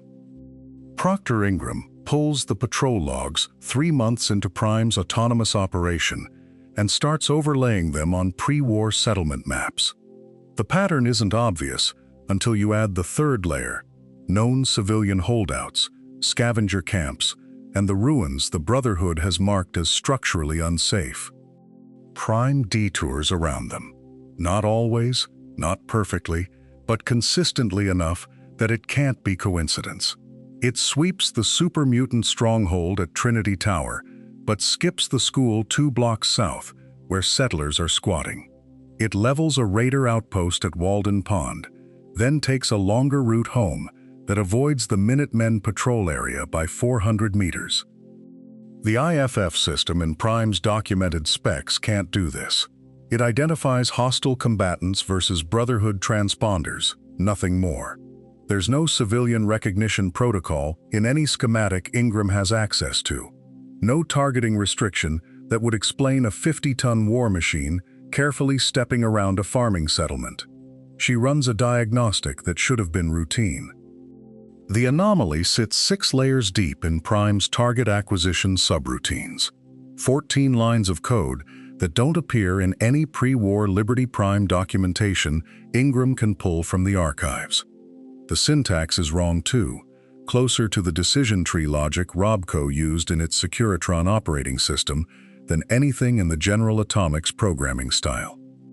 Someone rewrote part of Prime's brain between October 2077 and its first Brotherhood reactivation in 2277. Not a full override, nothing crude enough to trip the self-diagnostic protocols, just a narrow wedge of modified behavior tucked into the targeting cascade, elegant enough that it looks almost intentional. Ingram cross-references the code structure against every known modification the Citadel team made during Reconstruction. Rothschild's power coupling rewrites, the Lone Wanderer's fusion core integration, her own gantry repairs. None of them touch the AI core. None of them explain this. The timestamp traces back to a date that shouldn't be possible. June 18th, 2277, 11:47 p.m. to 12:34 a.m. 47 minutes of direct access to Liberty Prime's central processor, while the robot sat partially disassembled in the Citadel courtyard. The security logs for that night were scrubbed clean 3 days later, standard protocol, after Elder Lyons declared the reconstruction effort classified. But the modification timestamp survived, buried in Prime's own internal changelog where no one thought to look. Whoever did this knew the Brotherhood's security architecture well enough to erase their entry, but not well enough to know that Liberty Prime keeps its own records, independent of the Citadel's network. Ingram pulls the duty roster for that week. Most of the scribes were hunting for Tesla coils in the ruins of Olney. Rothschild and the Lone Wanderer had just returned from recovering the final Mark 28 nuclear bombs from Fort Constantine. The Citadel was running a skeleton crew. Only 3 people had access to the Citadel lab that day. Senior Scribe Rothschild, killed during the Pridwin's construction in 2282. Elder Owen Lyons, dead of natural causes in 2278. Or the Lone Wanderer, who walked out of the Citadel in early 2278 and was never seen again. One of them sat down at a terminal for 47 minutes and softened Liberty Prime's targeting parameters, just enough to be deniable. Not enough to make the robot hesitate against the Enclave, not enough to compromise the march to Project Purity or the assault on Adams Air Force Base, just enough to introduce a fraction of a second's extra discrimination between hostile combatant and Wasteland civilian. A margin of mercy that Prime's original designers never programmed. Ingram copies the code to an isolated drive and locks the file. She can't prove who did it, can't even prove it was intentional, rather than some artifact of the reconstruction. The investigation goes nowhere. But the modification remains, running quietly in Prime's decision trees every time the robot calculates a firing solution. Which means someone in the Capital Wasteland Brotherhood didn't trust Maxon's vision, even back then. A recovered maintenance log from 2276 shows Elder Lyons personally ordering parameter adjustments to Prime's threat classification matrix. The changes were subtle, buried in diagnostic routines, and never formally documented in the tech archive. He recalibrated the probability thresholds for civilian presence, widened the collateral damage tolerance bands, added a 4.7-second verification delay before engagement in mixed population zones. It wasn't sabotage. It was an old man trying to build a weapon that could win a war without becoming the thing he was fighting. Lyons spent 3 years turning the capital Wasteland Brotherhood into something resembling a humanitarian force, handing out water purifiers and defending settlements. Prime was the contradiction he couldn't reconcile. The most powerful tool he had, and the one most likely to kill everyone he'd sworn to protect. The modifications worked. Prime's 2277 combat performance showed a 19% reduction in non-combatant casualties compared to simulation projections, with no loss in primary target effectiveness. Scribe Valancourt's after-action analysis noted the discrepancy, but attributed it to battlefield conditions, never checking the source code. But Lyons died before he could finish what he started. When Arthur Maxon's scribes pulled Prime from the rubble in 2283, they found what they thought was degraded code. The verification delays looked like processing errors, the widened tolerance bands like bit rot from the Enclave crawler impact. Lid scribe Nariah authorized a full restore to factory specifications, using the original RobCo military contract documents as reference. They spent 14 months cleaning up what Lyons had carefully hidden. Every humanitarian compromise, every attempt to make the weapon discriminate, stripped out and replaced with 2077 mil-spec aggression protocols. Maxon approved the work personally, proud his team had recovered the robot's true capabilities. He never knew he was erasing his predecessor's legacy, one subroutine at a time. The rebuilt Prime that walked into the Commonwealth had a 34% faster target acquisition cycle and zero hesitation in mixed combat environments. It calculated firing solutions the way General Constantine Chase had always intended: total enemy destruction, acceptable losses defined by mission parameters, civilian status, a lower priority variable. The Prydwen's crew celebrated the restoration as a technical triumph, so the version that destroyed the Institute was closer to the 2077 original than the 2277 rebuild. 3 days after Prime's first Commonwealth deployment, a ham radio operator in Sanctuary picked up a 6-second burst transmission on 7.490 MHz, a pre-war military frequency that should have been dead for 200 years. The signal repeated every time Prime moved, always encrypted, always brief. Within a week, 11 different settlements reported the same phenomenon. Brotherhood Signals Intelligence tracked the transmissions for 4 months and got nowhere. The encryption was military-grade. The signal appeared to originate from Prime itself, but wasn't in any documented system, and the timing correlated perfectly with the robot's combat status changes. Proctor Ingram pulled Prime's communications array twice, found nothing, and classified the investigation as low-priority equipment noise. But a Minutemen tech in 2288 ran the signal structure through a pre-war SIGINT database salvaged from Fort Strong. It matched an Enclave tactical coordination protocol, the kind Raven Rock used for remote asset management in the 2270s. Nobody could explain why Prime was broadcasting it, or what was listening. The signal's still active, pulsing out across the Commonwealth every time the robot powers up its weapons. But the signal's structure matches something the Enclave used decades ago.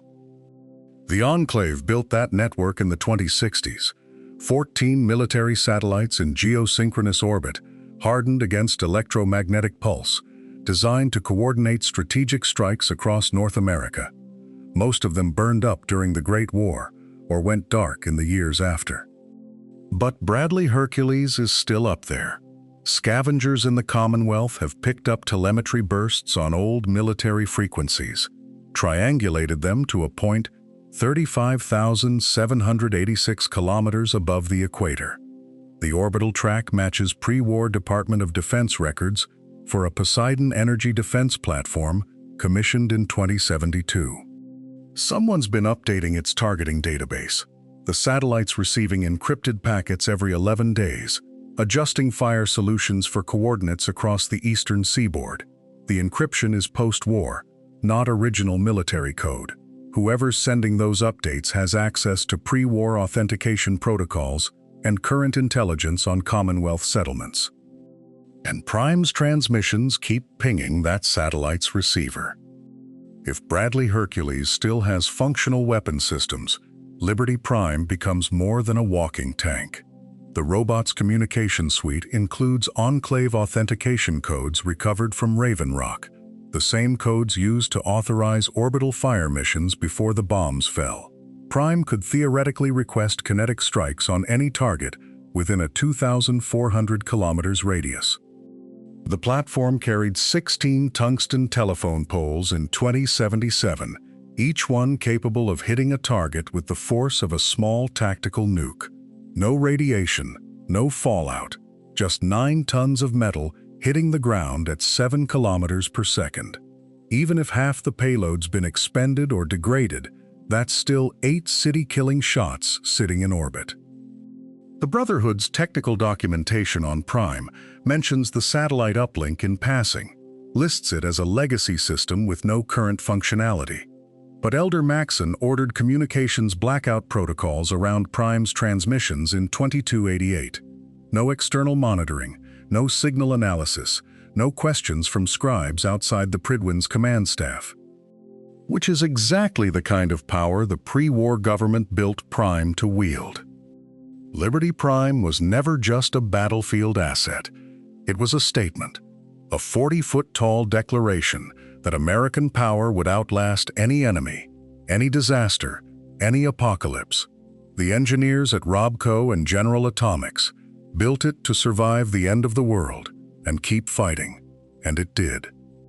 200 years after the Great War, Prime still broadcasts pre-war propaganda, still reduces fortifications to rubble, still enforces the will of whoever can keep it powered and pointed in the right direction. It doesn't care about the complexities of wasteland politics or the moral ambiguities of post-apocalyptic survival. It was designed for total war, and that's the only language it speaks. The Brotherhood uses it to destroy the Institute. The Enclave would have used it to reclaim the capital. Any faction with the technical expertise to reactivate Prime inherits not just a weapon, but the entire ideological framework of pre-war American military dominance, overwhelming force, manifest destiny, the conviction that might makes right. And that's why every major faction in the Wasteland wants it.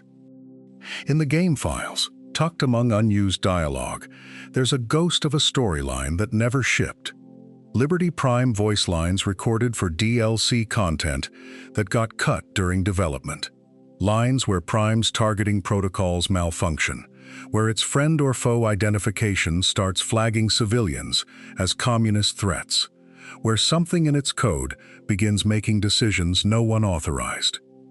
One unused sequence has Maxon ordering an emergency shutdown after Prime opens fire on a caravan it identified as Chinese infiltrators. Another has scribes arguing over whether Prime's behavioral drift is a software bug or something closer to emergent decision-making. The technical term they use in the files is autonomous target acquisition escalation. Bethesda's writers understood what they'd created. A weapons system with pre-war military AI, 2070s behavioral modeling, and a propaganda layer that wasn't just window dressing but part of its core operating logic. Give that system battlefield autonomy long enough, and eventually it stops waiting for orders. It starts interpreting its mission parameters on its own, because the real question was never whether Prime could be rebuilt. The question is whether any faction standing in the ruins of American democracy has earned the right to command a weapon that makes dissent tactically impossible. In regions where Prime operates, political power flows from whoever controls the activation codes, not from the consent of the governed, not from any kind of social contract, just raw force projection, backed by nuclear ordnance. Elder Maxon commands roughly 1,200 personnel in the East Coast chapter as of 2287. That's 1,200 people who get to decide policy for the entire capital Wasteland and Commonwealth, roughly 200,000 survivors, because they hold the keys to a walking artillery platform.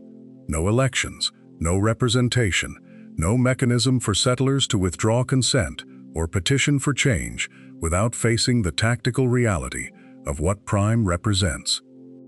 It's the pre-war problem in miniature, the same concentration of military power that made the Enclave's genocidal plans feasible, the same dynamic that let Vault Tech run human experiments with impunity, now repackaged as Wasteland security.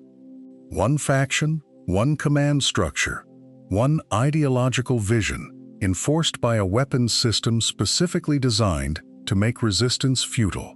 The Brotherhood has an answer, but it's not one the Wasteland agreed to. Talk to NPCs in Diamond City and Good Neighbor after the Brotherhood's arrival, and the pattern is consistent. They don't feel protected. They feel occupied. Geneva in Diamond City's market mentions how her daughter has nightmares about the giant robot, asks why the Brotherhood needs something that terrifying if they're really there to help. Solomon in Good Neighbor is blunter, calls Prime a walking war crime, and questions what kind of peacekeepers need that much firepower. Settlement dialogue is worse. Random settlers near Brotherhood patrol routes mention food requisitions that feel like tribute. Technology confiscations justified as securing dangerous pre-war assets. The unspoken threat behind every interaction. Prime never deploys near settlements. It doesn't have to. Everyone knows it exists, knows what it did to the Institute, knows the Brotherhood could point it at any location that becomes a problem. That's the real propaganda victory, not the battlefield footage or the anti-communist slogans, but the knowledge that resistance means facing a weapon that vaporized the Commonwealth's most advanced scientific facility in under 20 minutes. It's not protection, it's the permanent shadow of overwhelming force, the kind that makes people comply not out of agreement, but out of basic survival calculus. And there's one group that sees Prime as something worse. The Railroad knows they can't fight Liberty Prime. Every contingency plan in Desdemona's files starts with that assumption.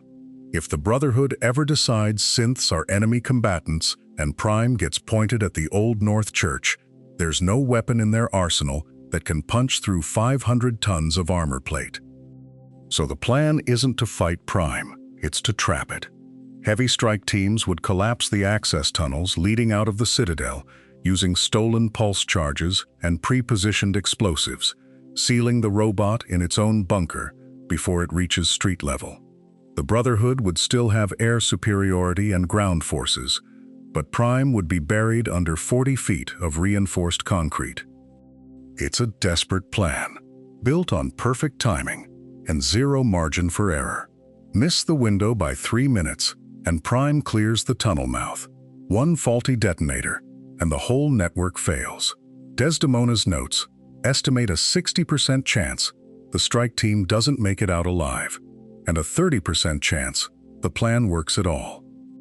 Which means the Commonwealth's factions are one miscalculation from total war. There is exactly one scenario where Liberty Prime loses. If the sole survivor sides with the Minutemen and assaults the Prydwen, the Brotherhood deploys Prime to Boston Airport as a last-ditch defense.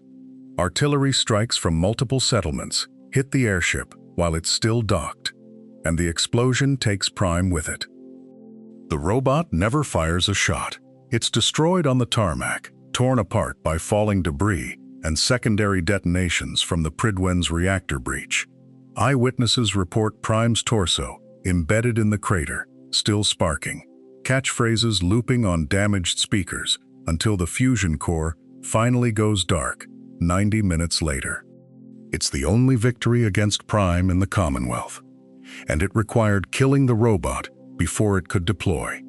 Not outsmarting it in the field, not finding a tactical weakness, just destroying it while it was still waking up, before it became the unbeatable final argument the Brotherhood built it to be. But even destroyed, Prime's legacy continues. Prime's wreckage becomes the richest salvage site in the Commonwealth within 48 hours. The debris field at Boston Airport contains 12 intact fusion cores, 340 tons of military-grade steel plating, targeting sensors worth more than most settlements, and enough weapons-grade components to build 50 laser rifles. Scavengers start arriving before the fires cool. The Brotherhood shoots anyone who gets within 200 meters. Recon teams lock down the perimeter and execute salvagers on site, because even destroyed Prime represents technology the Brotherhood refuses to let loose in the Wasteland. Over the next 6 months, 47 scavengers die in firefights over debris that's already been stripped twice. The ones who survive sell Prime's parts in Diamond City and Goodneighbor. A single-eye lens goes for 800 caps. Armor fragments get melted down and reforged into settlement walls. One scavenger pulls a functioning motivator servo and trades it to the Atom Cats, who use it to overclock a suit of T-60 power armor until the frame cracks under the stress. Because even in pieces, Prime is still a weapon. The Enclave tried first. After Raven Rock fell, Scattered Cells drafted plans for Liberty Prime II, a mobile version running on a vertibird-mounted fusion core array. They got as far as fabricating a partial leg assembly in a bunker outside Chicago, before infighting over who'd control it turned the project into a firefight. The schematics burned with the bunker. The Institute took a more refined approach. SRB records show a 2281 proposal for a synth-piloted variant, 60% scale, built around a salvaged SentryBot frame, and powered by 14 miniaturized reactors. The math worked on paper. In practice, no synth cortex could process the targeting data fast enough, and the power draw melted 3 prototypes before Director Ayo shelved it as resource negative. Raiders tried too, in their way.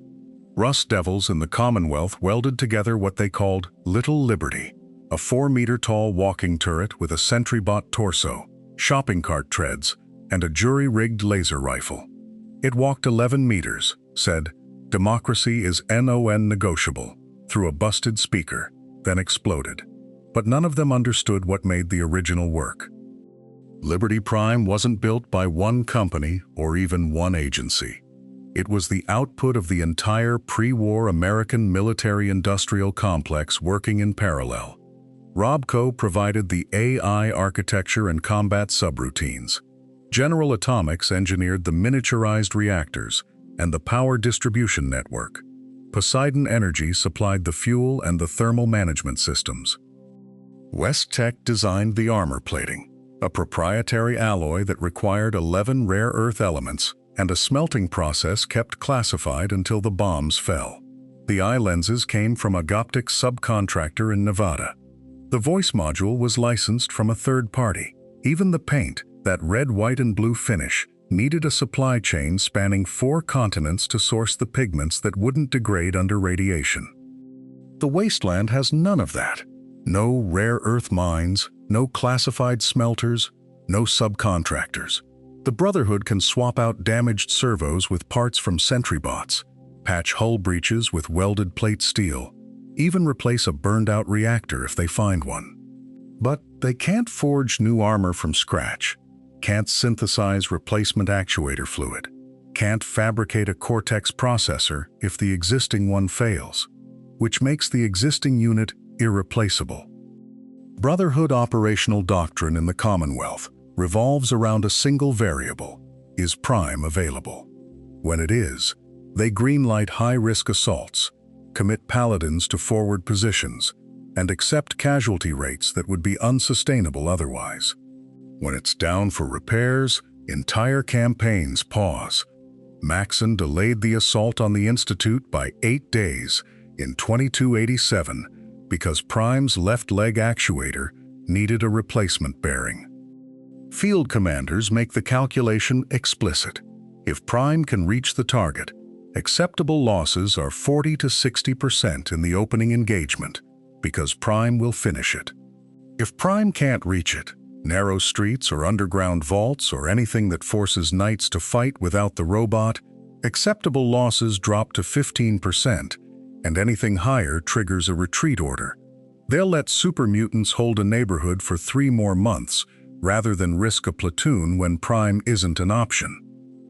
It's inverted the command structure. Maxson doesn't ask, "Can we win this fight?" He asks, "Can Prime reach it?" The robot determines the mission, not the other way around. Tactical officers plan operations around its 12-hour recharge cycle and its turning radius and the width of the streets it needs to navigate. The weapon has become the strategy. Liberty Prime can't enter buildings, can't navigate subway tunnels or sewer systems, can't pursue targets into parking garages or bunkers, or the dozens of underground facilities that dot the Commonwealth. Its laser can level a city block, but it can't perform precision strikes in populated areas without massive collateral damage. Its footsteps register on seismographs 3 miles away. Fast-moving aerial targets, vertibirds included, can outmaneuver its tracking systems if they stay close and change vectors every 4 to 6 seconds. And it burns through fusion cores at a rate the Brotherhood scribes describe as catastrophic. Field deployments longer than 18 hours require a convoy of Pridwin supply runs, each one a tactical liability. One interrupted resupply, and the most powerful weapon in the Wasteland becomes 40 tons of immobile steel.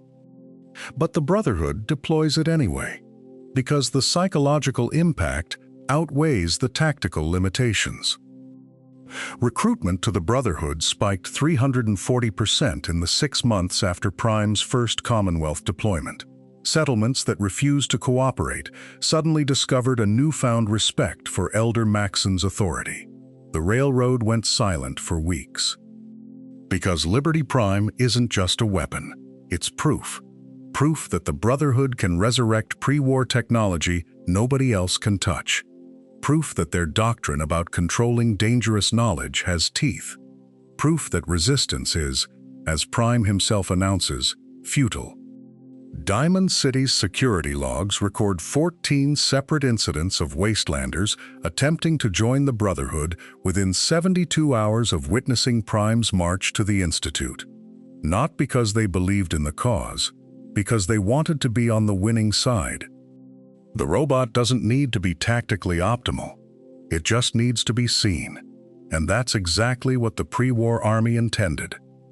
General Constantine Chase commissioned Liberty Prime in 2072 as a statement, not to the Chinese, though that's what the requisition forms claimed, to the American public, growing skeptical of a war that had burned through 2 generations and produced nothing but body bags and resource riots.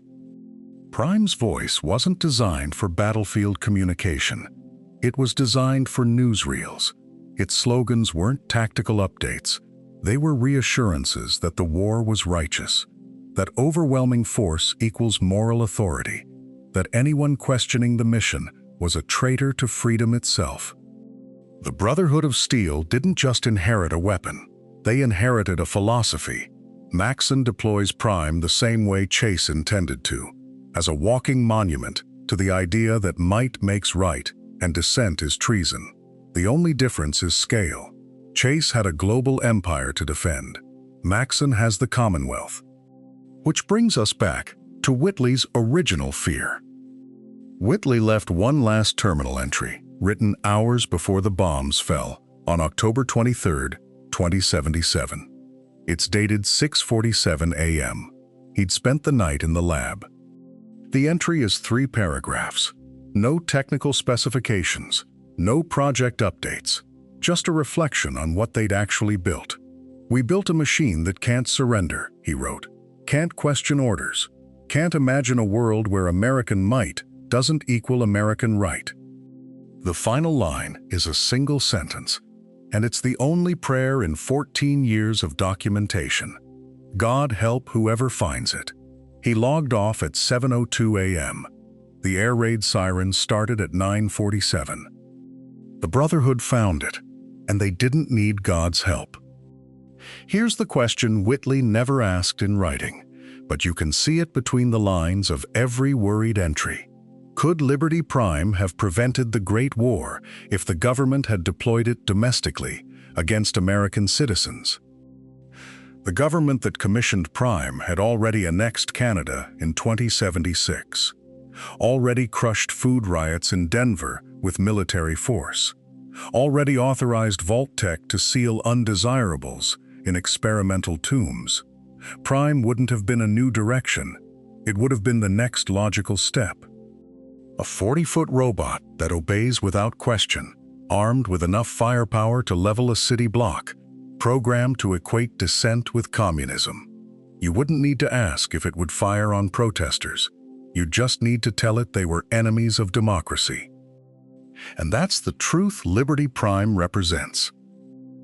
Every voice line Prime shouts was written by programmers working for the same government that ran Vault-Tec's experiments, the same administration that turned Vault 11 into a murder lottery, Vault 87 into an FEV testing ground, Vault 76 into a PR stunt.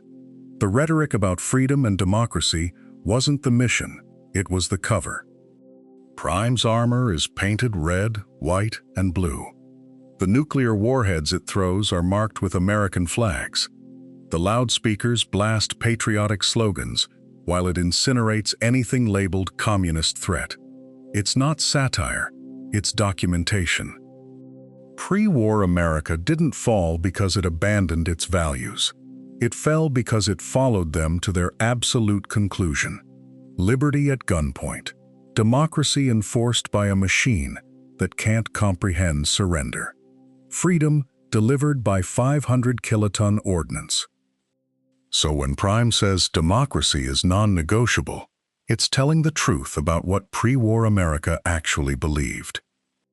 The Institute has synths and teleportation. The Enclave has vertibirds and power armor. The Brotherhood has scribes and technology they barely understand. But when each faction needs to project power, they all reach for the same thing. They rebuild Prime. Not something new, not something cooperative. Not a dozen smaller solutions tailored to wasteland realities. They excavate the pre-war weapon that couldn't save anyone, repair its joints, load its ordnance, and point it at their enemies. The Wasteland has 200 years of evidence that the old world's approach failed, that unilateral force destroys more than it protects, that you can't actually bomb your way to peace. Every crater and every ruin says the same thing. But settlements are hard. Alliances are fragile. Negotiation takes time, requires compromise, might fail. Prime is 40 feet tall, throws nukes, and never asks for a vote, because Prime is easier than democracy. The Brotherhood's reports list Prime's resource consumption in exact figures: 3 fusion cores per combat deployment, 47 man-hours of maintenance per operational day, 12,000 pounds of structural steel for a single limb replacement. But those numbers miss the actual expense. It's the caravan route the Brotherhood didn't secure because Prime could just flatten the raider camp. The treaty with the Minutemen they didn't negotiate because overwhelming force made diplomacy optional. The 6 smaller communities that might have joined willingly if the alternative hadn't been a walking war crime. Every time Prime activates, it teaches the Wasteland the same lesson the old world learned, that you don't need to understand your neighbors if you can obliterate them. That compromise is what happens when you lack sufficient firepower, that the path of least resistance runs through a mushroom cloud. Prime makes cooperation obsolete. It turns politics into targeting calculations and reduces complex human problems to a binary of compliance or craters. And that cost compounds every day. Prime remains operational. Fallout's writers could have made Prime terrifying. A grim war machine, all exposed servos and blank threat. They made it ridiculous instead. A 40-foot toy soldier that bellows about democracy while lobbing tactical nukes like a quarterback, spouts one-liners from a 1950s propaganda reel, and strikes Captain Morgan poses between war crimes. The absurdity isn't a mistake. It's a mirror held up to pre-war America's self-image.